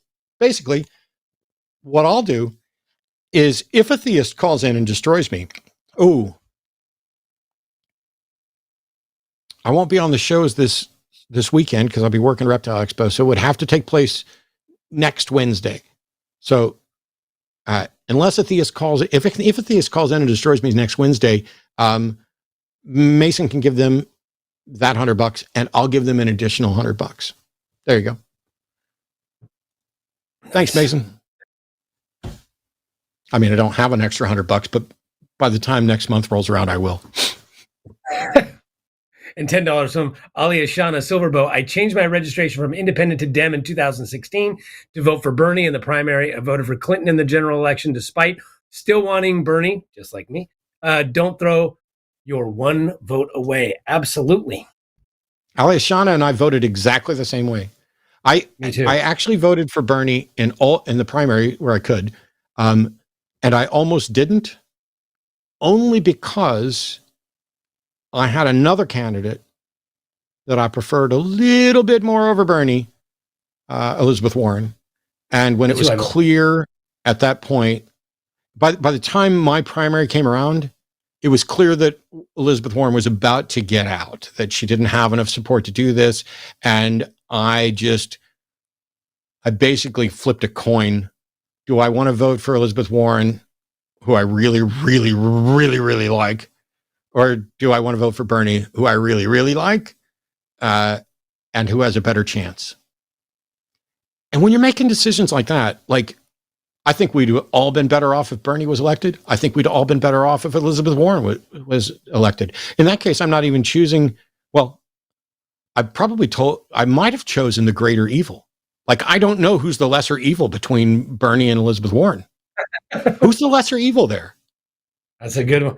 It depends on, I remember as soon as I'd voted the same way. I Bernie in 2016, then Clinton for the general, and then I voted in the primary for Elizabeth Warren, actually.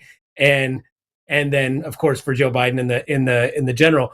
But I remember being a big Elizabeth Warren fan, and then a lot of my Bernie bro friends got really mad at me because she stole his idea or something like that. And it was some sort of nonsense. And it was just like, I just liked Elizabeth Warren a little better. I'll tell you something. I've said it before. I try to look up everybody who's on the ballot beforehand. But occasionally, if I don't know and they've got a D after their name, I might vote for them. Or I'm probably more inclined to vote for them because I want to be supportive of, give them support there. But if I don't know and there's no letter after name and I haven't done my due diligence, rather than not voting, I tend to vote for the name that looks like it might be a woman. And I'll tell you why. It's not DEI, and it is not just men have been running this shit for a long enough time. It's every time I turn around, women running for office and in office have consistently been more impressive to me than the men that they're running alongside. Women like Katie Porter, who's a bad motherfucker. Katie Porter is amazing. Elizabeth Warren is amazing. She was, here's my plan. Here's my policy. Here's a fucking checklist of the things that I want to do. And everybody else is like, well, the top 1% of the 1%, we've got to tax them more. And I'm with that, but it's not much of a plan. And so every time I turned around, there was a woman who had a better plan, or at least had a plan. And we're here again. I find it absolutely hilarious that Lindsey Graham, liar, is out on Fox News and everywhere else going, well, Kamala doesn't have a plan. Bullshit. Your candidate has a concept of a plan, and Kamala has outlined her plan. Is it robust and thorough? No, and I wouldn't expect it to be. It's a very difficult role to play in politics to make sure you don't overcommit so that you don't find yourself failing to meet your promises. And it's very easy to undercommit so that you don't wind up making promises or offending anybody or doing anything else. But I tend to lean towards the people who are like, nope, this is what I stand for. And that's why when Katie Porter runs for president, she's already got my vote. And also, Kamala's had 3 months to put together a plan. She wasn't running for president 3 months ago. Trump's been running for 4 years. So where's his concept of a plan? $10 from Monkey Typewriter. The time to advocate for a new election system, third party, etc., is 1 minute after the polls close on November 5th. Yes. Also, if you think one life would be saved when one candidate fucking vote. Yeah, this is the thing.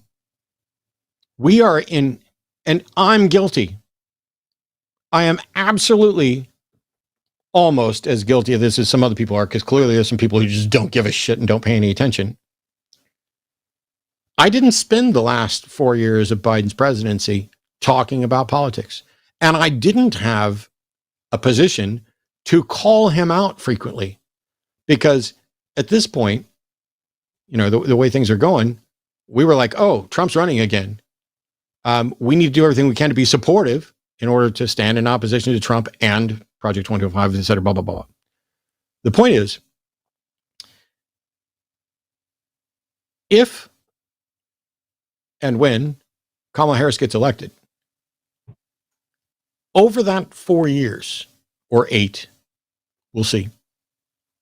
It's up to all of us to not wait until 2029 to start saying, here's all the things that, you know, I wish Kamala would have done different. And here's this thing here. And now I'm not voting for that. I'm doing this. You can't wait. Monkey Typewriter is completely right. Right after the polls close, okay, take a minute to at least celebrate or mourn whatever the results of the poll are, and then get to work on making sure that the next election is better. We've been lackadaisical. Hey, there's an easy one. Yeah, right. $10 from LA Silver Surfers. Thank you, LA Silver Surfers. $20 from Mr. Boricua. First, thanks for Ian's invite back. You're very welcome. I'm sorry. I wish I would have. I mean, I tried to let Ian talk a lot, but I wish I would have just let you talk more.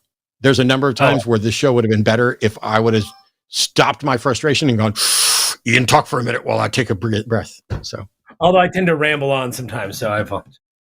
It's all right. We're getting it by the, you know, we get you on one more and then you and I can start a third podcast or something. Sweet. Thanks for Ian's invite back. No phonetics. Mwahaha. I don't need them. Mr. Boricua. Voted yesterday, picked the barely better candidate. Hated it, but too much at stake for my queer homies and myself. I'd like to not be made illegal for existing. Yeah, also there's a story that's been running around that I wanted to warn people about a little bit, that I'd recommend people not share. And I'll tell you what it is real quick. There is a story in, I think, The Atlantic about Trump promising to pay for the funeral of a woman in the military who had died. And the story is that after suggesting he would take care of the funeral, the family or somebody sent him a bill for $60,000. And Trump supposedly became angry. And the report is he said, it doesn't cost $60 to bury a fucking Mexican. And then turned to Mark Meadows and said, don't pay it. However, the Trump campaign is flatly denying this. And I don't know the source that article is using. And I don't know how verified this is. And the woman who was buried, her sister has rejected this story and said that she voted for Trump today and that Trump has been nothing but, you know, kind and supported her family. So I don't know what the truth is there. I just recommend there's enough known ammunition against Trump that we don't need to do the story that is sensationalized and may not actually be true. But if in fact that is true, if the president stood there and said it doesn't cost $60,000 to bury a fucking Mexican, don't pay it. Like, if we can ever verify that, add that to the list of things that anybody who votes for him is now complicit in racist shit like that. I hope it's not true. Genuinely. I mean, he's done so much bad shit. I did see it, and I'm trying to remember, this doesn't make it true, of course, but it was reported on either CNN or MSNBC, and they were interviewing somebody, and it was apparently two staffers that were anonymous in part of a book writing, apparently, but there were two anonymous staffers that said he said that in a meeting. I think it came out with the same time as some of the other John Kelly stuff. So I don't know if it's true or not, but I definitely know it was reported by a decent journalist that I watched, because I saw the story and I was like, whoa, this is, it would be weird that they would be reporting this. It wouldn't be a first that they reported something that was wrong, but it was somebody that I watch frequently, and they said it was two staffers that reported it. It's coming from a couple different staffers, and we're finding out stuff. What's disappointing to me is that, like all this talk about John Kelly and others coming up right now. Oh, so sorry. My medication gives me the burpee stuff. But all this stuff coming out from John Kelly and others now, when voting started on Monday, it's like, why is it that right after voting starts is when we start getting, some potentially leaked information? It's weird. Yeah. I'm glad he said something, but John Kelly still seems like a bit of a ass to me, but whatever. I like Madison. This is just before we go on to the next one. I had a graphic that I'm not going to put up, but this is 3, 6, 9, 11 people with real senior positions with Trump who all say in some form or another that he is the most dangerous, unhinged person on the planet that they've ever worked with, and that he should in no way be in office again. And that includes Mike Pence, the former vice president, Rex Tillerson, the former Secretary of State, Bill Barr, the Attorney General, former, John Kelly, the former White House Chief of Staff, Mark Milley, the Chairman of the Joint Chiefs of Staff, Mark Esper, the former Secretary of Defense, General James Mattis, the former Secretary of Defense, John Bolton, the former National Security Advisor, General H.R. McMaster, the former National Security Advisor, Dan Coates, the former Director of National Intelligence, and Mick Mulvaney, the former U.S. Representative. All of those people who worked alongside Trump and his administration have come out against him. That says a lot. Arden, can you put up supers and let Ian read them for a minute? I have to step away. Yep. Cool. You want me to read this one? I think we just read, or did we read this one? I'm not sure. No, this one's 25 pounds. All right. It's from Justin Dawes. Flagging for others. I voted absentee in Michigan for Harris, of course. Thank you. I got a letter saying my ballot signature doesn't match the one on the record, so now I need to submit confirmation that I am me. I'm glad I voted early. Absolutely. That is one of the benefits of voting early.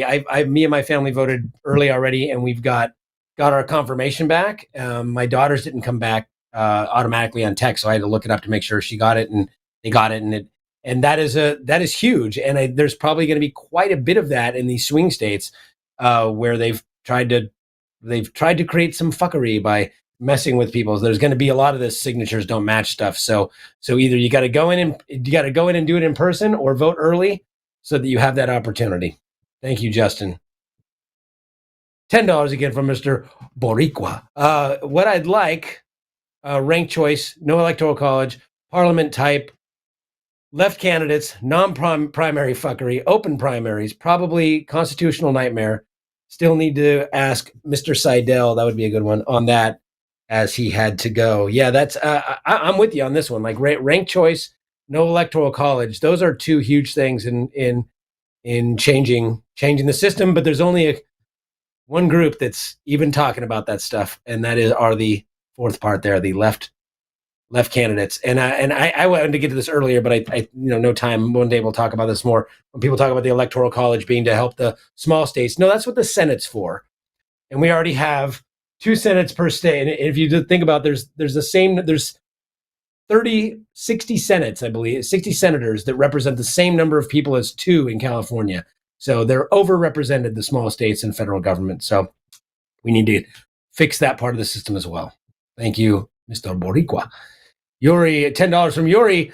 I'm so bad. Barsukov. Oh, see, maybe I'm not that bad. I want to contribute to this channel and show my support for a secular organization I admire.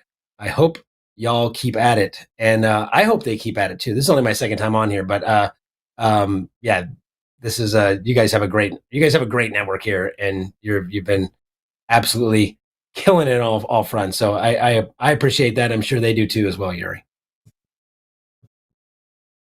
And $20 from One-Eyed Heathen. A less evil person does not still mean an evil person. Thank you for destroying a bad argument. I had for voting third party in other elections, having my own bad arguments debunked is beneficial. Thank you. And you know what, One-Eyed Heathen, thank you for being open to being debunked. I know a lot of people don't like the word debunked, but you have to be willing to listen to arguments, and you have to be willing to discuss them and accept them, and know that when your argument is wrong or fallacious, and accept that's part of being a decent skeptic, a decent human, a decent citizen, and knowing that you've had a bad argument and moving on and wanting to have not bad arguments. I mean, that's amazing. So thank you for doing that. And yeah, I agree. That was a phenomenal argument Matt made. $10 from Monkey to Typewriter. For the people who think the lesser evil vote is useless, imagine the only difference between Harris and Trump is one life saved. It mattered to them, it mattered to their family and their community. Yeah, and I think I'm always reluctant to encourage doing math with lives, like, oh, it's 73 lives versus 22 lives, because you don't ever really know. And you can only go based on what you know and your best understanding. But if somebody could come forward and show me that more people would be alive, healthy, and happy under Trump, if Trump's elected, than would be alive, healthy, and happy if Kamala got elected, I would have to seriously reconsider my vote. The problem is that under the criteria that I'm looking at for people alive and healthy and happy, I can't tell you who's going to be alive and who's not. But I can tell you that, that climate change and abortion and LGBTQ rights are big deals. And it's not just, did you use the right pronouns? No, it's about whether or not somebody is respected and valued and has rights, whether or not they are so constantly oppressed and further marginalized that they're constantly contemplating ending their existence. Those are things to consider too, which is why we're not just talking about lives and health and happiness. It's almost impossible to do the math, but it is possible to look at things in general terms and say that we want to move the world forward, not backward. We don't need to have a more fascistic, patriarchal, top-down, gung-ho, jingoistic society, because we've already seen what that's done elsewhere. But yeah. And you know what? I was looking at a statistic really quick earlier, talking about this. When people talk about, the deaths and whatever, and we always think about we think about the abortion and all this sort of stuff.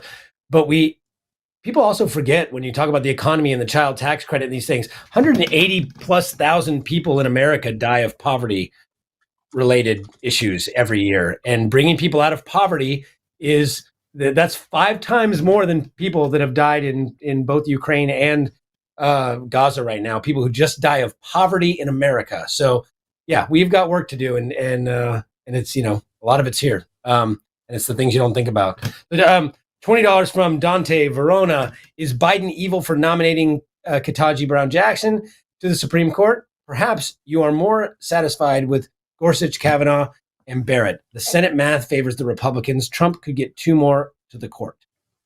Yeah. Trump will get 2 more to the court if he's appointed, because they will retire. Yeah. And you can, the people complaining about Kamala being a DEI hire can say the same thing about Justice Jackson. And once again, the question that it took me 1 minute too long to think of that should have been the first question is, what's wrong with that? Keeps coming to mind. That was my talking. I'm like, yeah, well, what's wrong? What's wrong with that? That's exactly right. Yeah. I'm irritated that it took me a full minute, but also I saw some people in chat pointing out that there are other subjects that I don't mention, like mass deportations. You're right. The person who mentioned that Matt doesn't talk about mass deportations, it's not intentional. It is because when I start rattling off certain issues, there are some of them that immediately leap to mind because they're closer to me. Now, granted, I'm here in Texas, and so, immigration issues should be more, at least prescient in my mind, but they're not always. And so I will try to work other things like that in there, but it's like, I think immigration is one of the ones where I don't know enough. And I know Arden and I had a conversation about this, and Arden came to like a similar conclusion and then went out and started doing research. And now when I have questions about immigration stuff, I go to her first because she's done the research most recently. I'm going to keep doing homework, but if I could know everything about everything, well, I'd be president or something. $20 from a Morgan. What are you doing, man? Thank you. And here we see the results of Republicans killing education for 50 years. People need to be better informed, and they don't even realize it. True. Thank you so much for that. $10 from Carla J. I say it all the time. Progress, not perfection. That's why I'm a progressive. I voted blue down ballot in Missouri. Fuck Josh Hawley. In solidarity with you. Solidarity. Word. Yes. Especially fuck Josh Hawley. I'm originally from Missouri, and I'm not even opposed to going back to Missouri, provided some leadership and laws change at some point. But yeah, that means Josh Hawley needs to go. Another $10 from Carla J. Are all of these atheist callers who are protest voters or voting for Trump for Christian nationalism and Project 2025? Seems like it to me. It's one of those things where, and this is key. Some of them want to pretend like Biden is in favor of genocide, like Biden wants there to be genocide. And instead, it's probably best to say that while I would expect Biden to be opposed to genocide, instead, the situation is a little more complicated, and he's decided to go down this route without realizing, or in the hopes that the situation will improve. But that's exactly what these atheist third-party voters are doing, is trying to tie somebody to something in a way that isn't necessarily what they were doing. Does that make sense? I might have butchered that, but that makes sense. Okay. I'll trust that it made sense. New Zealand, $10 from Mason Tory, Scratch Media. Here in New Zealand, third-party votes are wasted votes. You may as well have not voted at all. And under certain circumstances, in different positions, that's the way it is almost everywhere. The places that have sorted it out where third-party votes aren't a problem tend to have ranked candidate voting and things like that. Yeah. It's one thing, by the way, to be irritated at the system and how the system doesn't work well enough to do what we'd like it to do. And it's something entirely different to have a completely futile plan for how to change it. If your action has virtually no hope of changing anything, it's probably wrong. And what's weird to me is we can point out how much, Democrats in general are going to be more favorable on some of those issues and maybe move, like, if we're moving away from fascism and we're trying to save democracy, that's the path that gets you closer and closer to making third-party candidates viable. But there's so much of this, it's all about power, and the Republicans want power and the Democrats want power, and they all just want power, and they'll do whatever it takes to make power, and they're all in the pockets of business and everything, as if I mean, it's so cynical because there are genuinely, it's a participatory government. I don't think Katie Porter wants power. I don't think Katie Porter's doing this because she wants to please the people giving her money. I think there are good people in government because I think there are good people. And any of us, as long as we're eligible, could run and potentially win. And the proof of this is that there's idiots like Marjorie Taylor Greene and Lauren Boebert sitting side by side with Katie Porter, who is the exact opposite of an idiot. I don't know. I got a little thing for Katie Porter, evidently. It's hit me pretty hard today. A lot of people I know love Katie Porter. I'm right there with you. And it's, you know, I think, like, I'm convinced that Kamala Harris is a good person. Is she the best person? I don't know. Don't care. Is she a better person than me? I don't know. I think she's genuinely a good person. I think she has genuinely good intentions. And I have disagreed with her on many things. And over the next 4 or 8 years, I expect to call out when I disagree with her and stuff. When she was Attorney General in California, she was incredibly hard and I think had terrible policies on sex workers. I think she could have done so much better. It'd be interesting to have a conversation to see how much she's changed on that, because unlike what some people seem to think, when politicians change their position, I'm intrigued. Because they either changed it, like everybody else, for good reasons or bad. And I want to know if their reasons were good or bad. If you change your mind for good reasons, that's what you're supposed to do. And also, we want them to change. It's like all these people that screamed and shouted that Joe, I mean, which is, it's on the right, you know, that they were full of shit to begin with. They scream and yelling for Joe Biden to step down because he's too old to run the country. You see now, he'll run it into the ground. He's got dementia. He's all this sort of, and then he steps down and they're all up in arms that he had to step down, that he stepped down. It's like, this is what you wanted. This is what you asked for. You said he's too old to run the country. So he steps down and goes, oh, cool, I hear you. Let's step down. And now you're mad about it. It's like, I mean, come on. We want them to change. We want them to do the things we're asking them to do. Anyway. This one's you. Okay. $10 from Julie Mack. Thank you for being an advocate for women on the show. It's amazing to me to see some of these these callers have no critical thinking skills. Thank you for calling out callers. Love you, Matt. Sorry. Bad reading. You read bad. It's all right. Thank you so much. Appreciate that, Julie. $5 or £5, which is actually more. So cool. Thanks, Fuzzy Logic. Matt, spot on regarding landslide versus narrow win. The rules are made at state level, not federal level. These third-party evangelists should start with state elections. That's the key.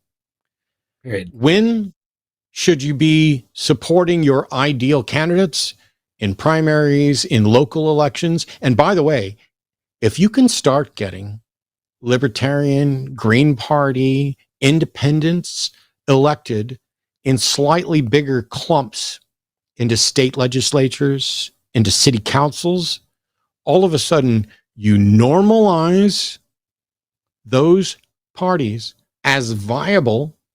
You give them the opportunity to show that their ideas have merit and can succeed.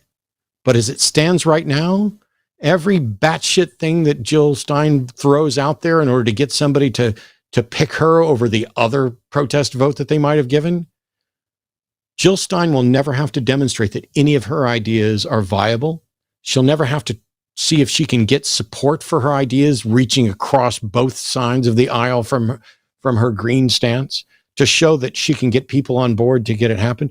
Even if she were elected, she wouldn't have support in Congress for a good chunk of what she says she wants to do. So you'll never have to face the consequences. So she could get elected president and serve and sit there the entire time going, well, I'd like to make all these changes, but you know what? You guys stuck me here with a bunch of Democrats and Republicans who don't want to work on these issues. And so my entire agenda is just stalled. So I'll just ride this 4 years out. And then all the supporters who have the pie in the sky idealistic view will be like, oh, yeah, she just got the short end of the staff. Let's vote for her again.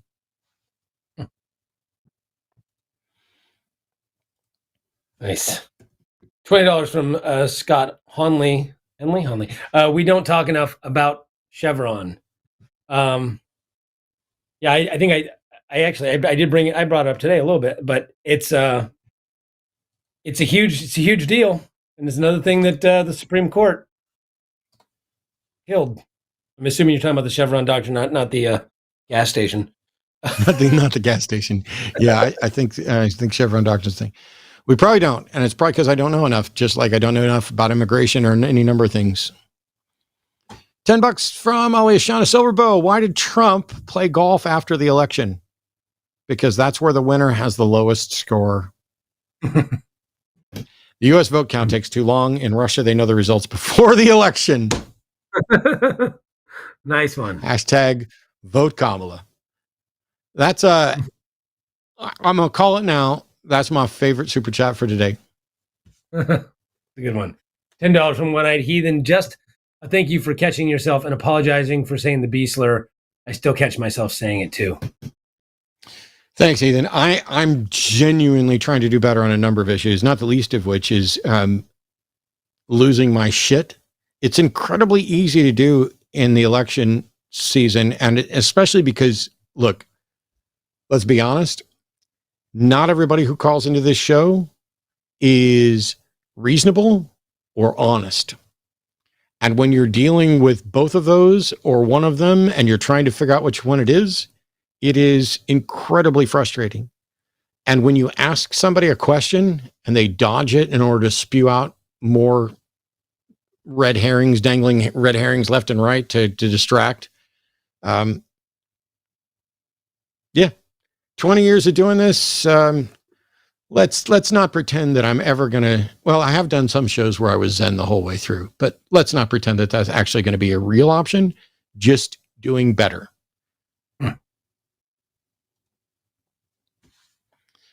$10 for Ollie Shauna Silverbow. Brandon, I take care of my elderly father with dementia. If what you want to happen happens, my dad and I will be screwed. How many more people like me are in this country? You're forking selfish. That's fucking true. The amount of privilege that somebody has to have and the amount that they have to say, you know what? I'm going to be all right. Sorry if you're not, it just baffles me. I'm going to give a quick side example. I'm an outspoken atheist. Go head to head on religion all the time. I don't think it's an exaggeration to say that over the past 20 years, I have been or became or was at some point one of the most in-demand atheist debaters on the planet. Not saying I'm the best, whatever. Just, I've done a lot of it. My family knows I'm out to everybody. Not everybody can be. I have a family member, one of my mom's cousins, whose husband was supposed to have surgery. I love all these people. We don't interact a whole lot. I get to see him. I might go 10 years without seeing some of them sometimes, but you know, now with online stuff, I'll see it. He has to go in for surgery on his brain, and they were asking for prayers on Facebook. If you think that I said anything at all about prayers or negative stuff about prayers, you haven't been paying any attention. When the surgery got postponed for a couple days, all I did was post, I'm very sorry that you guys are going through this. You know, my best wishes and thoughts are with you that the surgery will go smoothly and get this problem resolved and you'll move past it.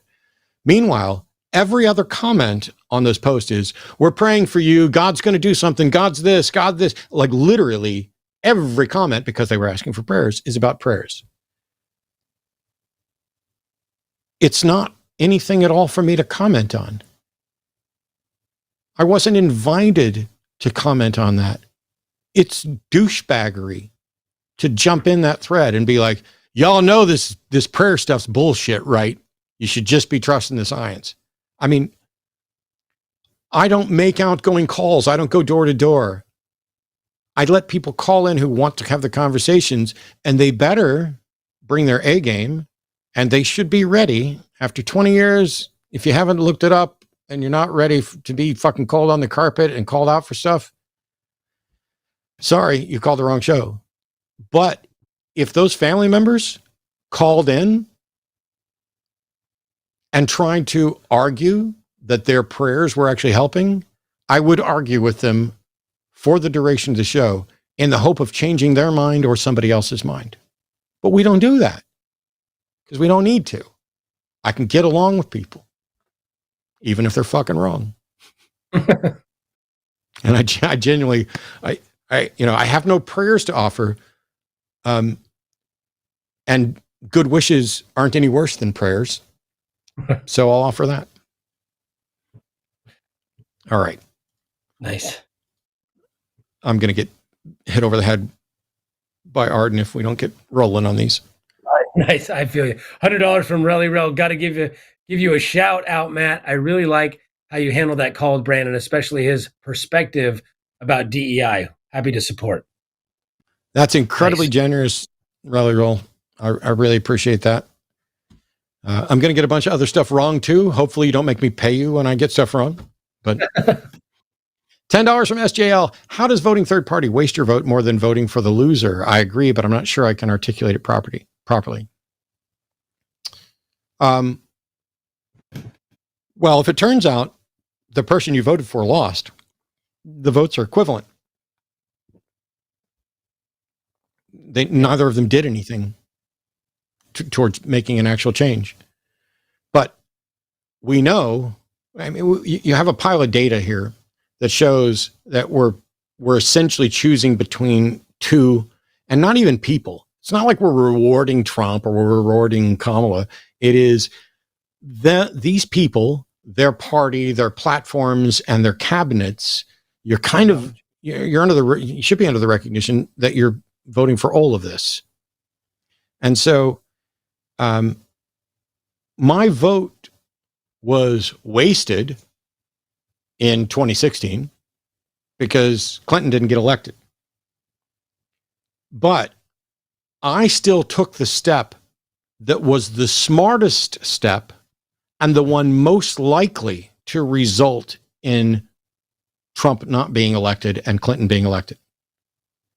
And so that wasn't wasted in the sense that I didn't get the result I wanted. It was, I took the best, I picked the best option, and I just didn't have the support of my cohorts. Voting third party is not the same because you're not picking the best candidate that has a likelihood of being elected. So you're doing less than you could. And it's like saying, you're throwing your vote away. Yeah, it's like saying if the house is on fire and you're sitting there desperately trying to put it out with buckets of water, if the house burns down, you still did everything you could. But if your house is on fire and you stand there and go, man, I just can't decide whether I should use a bucket or a fire hose. Should I call the fire department? Maybe I could piss this one out. Now you're no longer taking reasonable steps to implement the best course of action. Hopefully that helps. $10 from Raymond Burnett from the land down under. Please, friends in the U.S., get out there and make sure not to throw your vote away. Yes. So many people from other countries I see begging us not to throw our votes away. Yeah, how wild it is that not everybody. There are people who are showing favoritism towards the folks in Gaza over folks here at home. And yet people around the world are desperately wanting us not to screw this up because what happens in America ends up impacting everybody. How is it that people outside of America understand the significance of this and that it is not two parties that are exactly the same thing's going to happen no matter who you elected? Everybody else gets this. Can we have more immigrants and get rid of some of these people that are just spoiled, privileged Americans? I don't know. $10 from Melatonin Ale. My husband and I voted today, and we didn't have an option to vote for mayor on our ballot in ATX. We are in the right county. Matt, would you know why that could be? I don't know which county. So I voted, and there was an option for mayor on my ballot. I voted down at South Park Meadows, right next to the PetSmart. It used to be a liquor store, which was kind of interesting. But I live in Travis County, and there was my ballot included mayor, and that means Arden's ballot did too. I don't know why you didn't have Austin. If you're in Williamson County, you may not get to vote for. I don't know. You said you're in the right county. I would ask somebody else. I don't know why. I don't know which county you're in. I don't want you to out yourself. But it was on my ballot, so that's all I can share. $20 from Mason Tory. If we had this show in 1943, we'd have callers from England, we'd have callers from Germany. If that 1943 call went like this show did tonight, we'd have English people claiming that Hitler is a good cunt.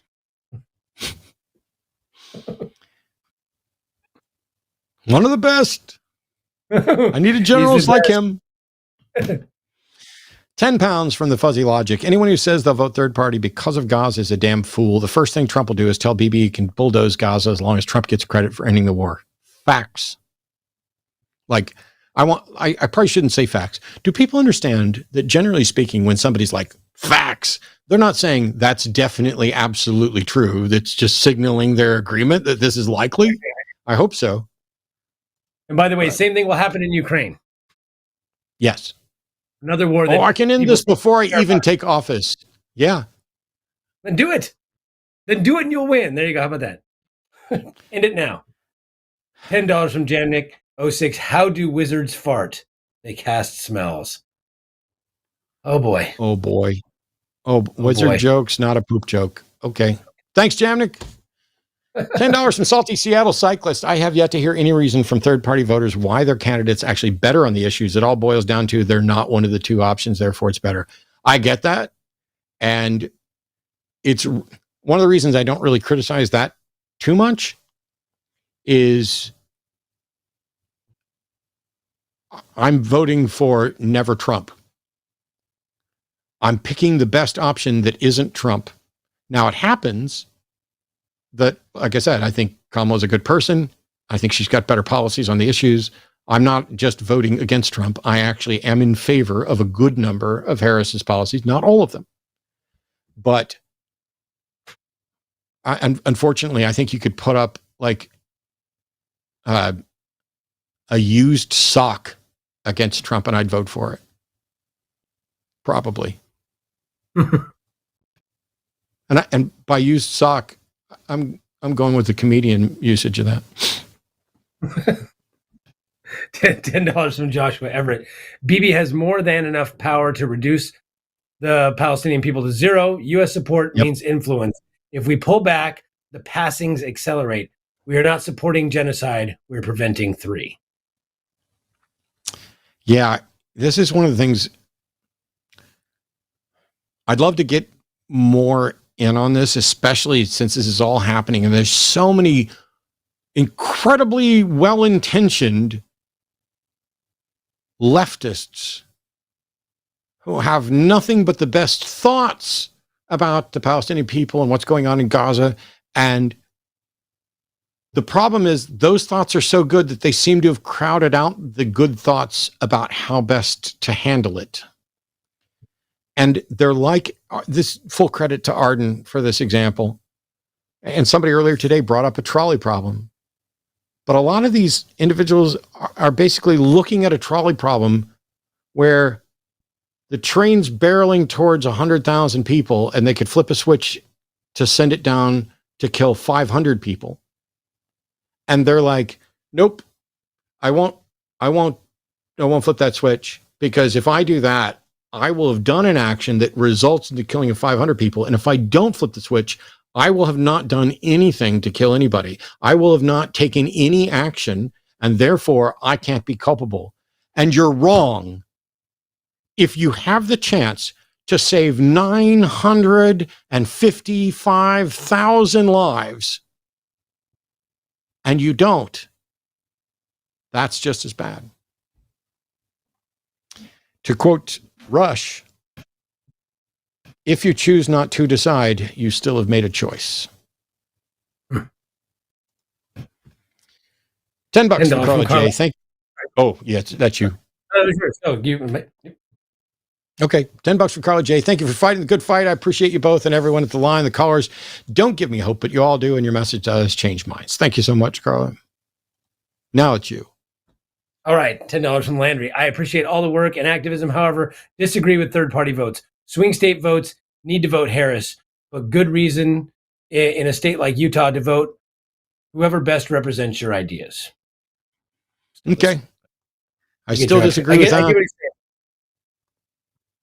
Yeah, it's go back to the 1984 election and look at the map and tell me where it was safe for somebody to vote their conscience if the goal was to keep Reagan out. But $10 from Landry continued. After the election, representatives use voting numbers to push agendas. It's important to improve policy to match what public wants. Yeah, but that's more reason to elect Kamala Harris with a mandate and with Democratic support in both houses of Congress. It's more reason to not merely vote for a candidate that isn't likely to be elected. But okay. $10 from Secular Humanist Matt. I think a protest vote is stupid in this context. I don't know why it's so difficult to understand. It won't do anything. I agree, but I also, believe it or not, despite the incredible frustration and getting absolutely angry and frustrated, I understand the thinking that makes people want to do that vote and to think that it might do something. If you go back to the call with, I've forgotten who it was, but the one that got me so irritated because I basically said that the vote doesn't accomplish anything. Then he argued with me that it does, and then agreed that it doesn't. And it's because there's a certain cognitive dissonance that we're all prone to this. Ain't none of us perfect thinkers, and ain't none of us going to get away without engaging in a fallacy or some sort of cognitive dissonance. But the notion that you can believe this vote's a waste, but it still does something, is tied to this notion that I did something. It's the same reason that people aren't willing to throw the lever in the trolley.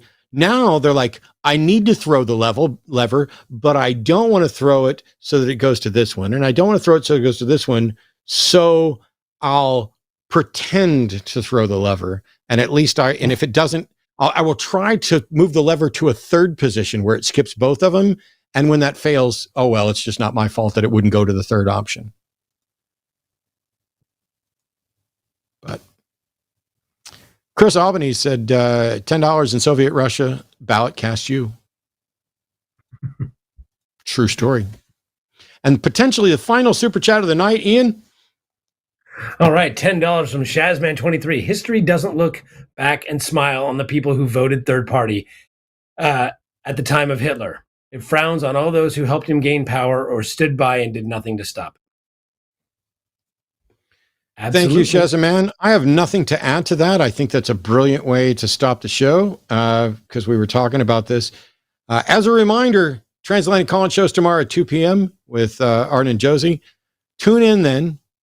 And if you are somebody who actually supports Trump or opposes the woke left trans agenda, it'd be really good to call in tomorrow to talk to them and find out from them why you're an idiot. I mean, I'm sorry, why you are a bigot. I mean, I'm sorry, why you might be wrong and wanting to rethink things. In the meantime, it's been a long show. And huge thank you to the well over 1,000 people who managed to stay with us through the entire show, including the super chats. Everybody who donated in the super chats, our call screener for tonight, Arden producing down the hall, all of our moderators. Ian, tell people where to find you. Thank you so much for coming on to do another show with me. Yeah, my pleasure. Anytime. I would love to come back as well. And thank you, Arden, again for hooking that up. Yeah, so just, the one for me is I'm trying to push my podcast, Critical and Thinking with Ty Barnett. You can Google it. We go live on Facebook every Thursday at noon, and it's also on YouTube every Thursday at noon Pacific time, and then it's uploaded to all the podcast purveyors. But it's called Critical and Thinking with Ty Barnett and Ian Harris.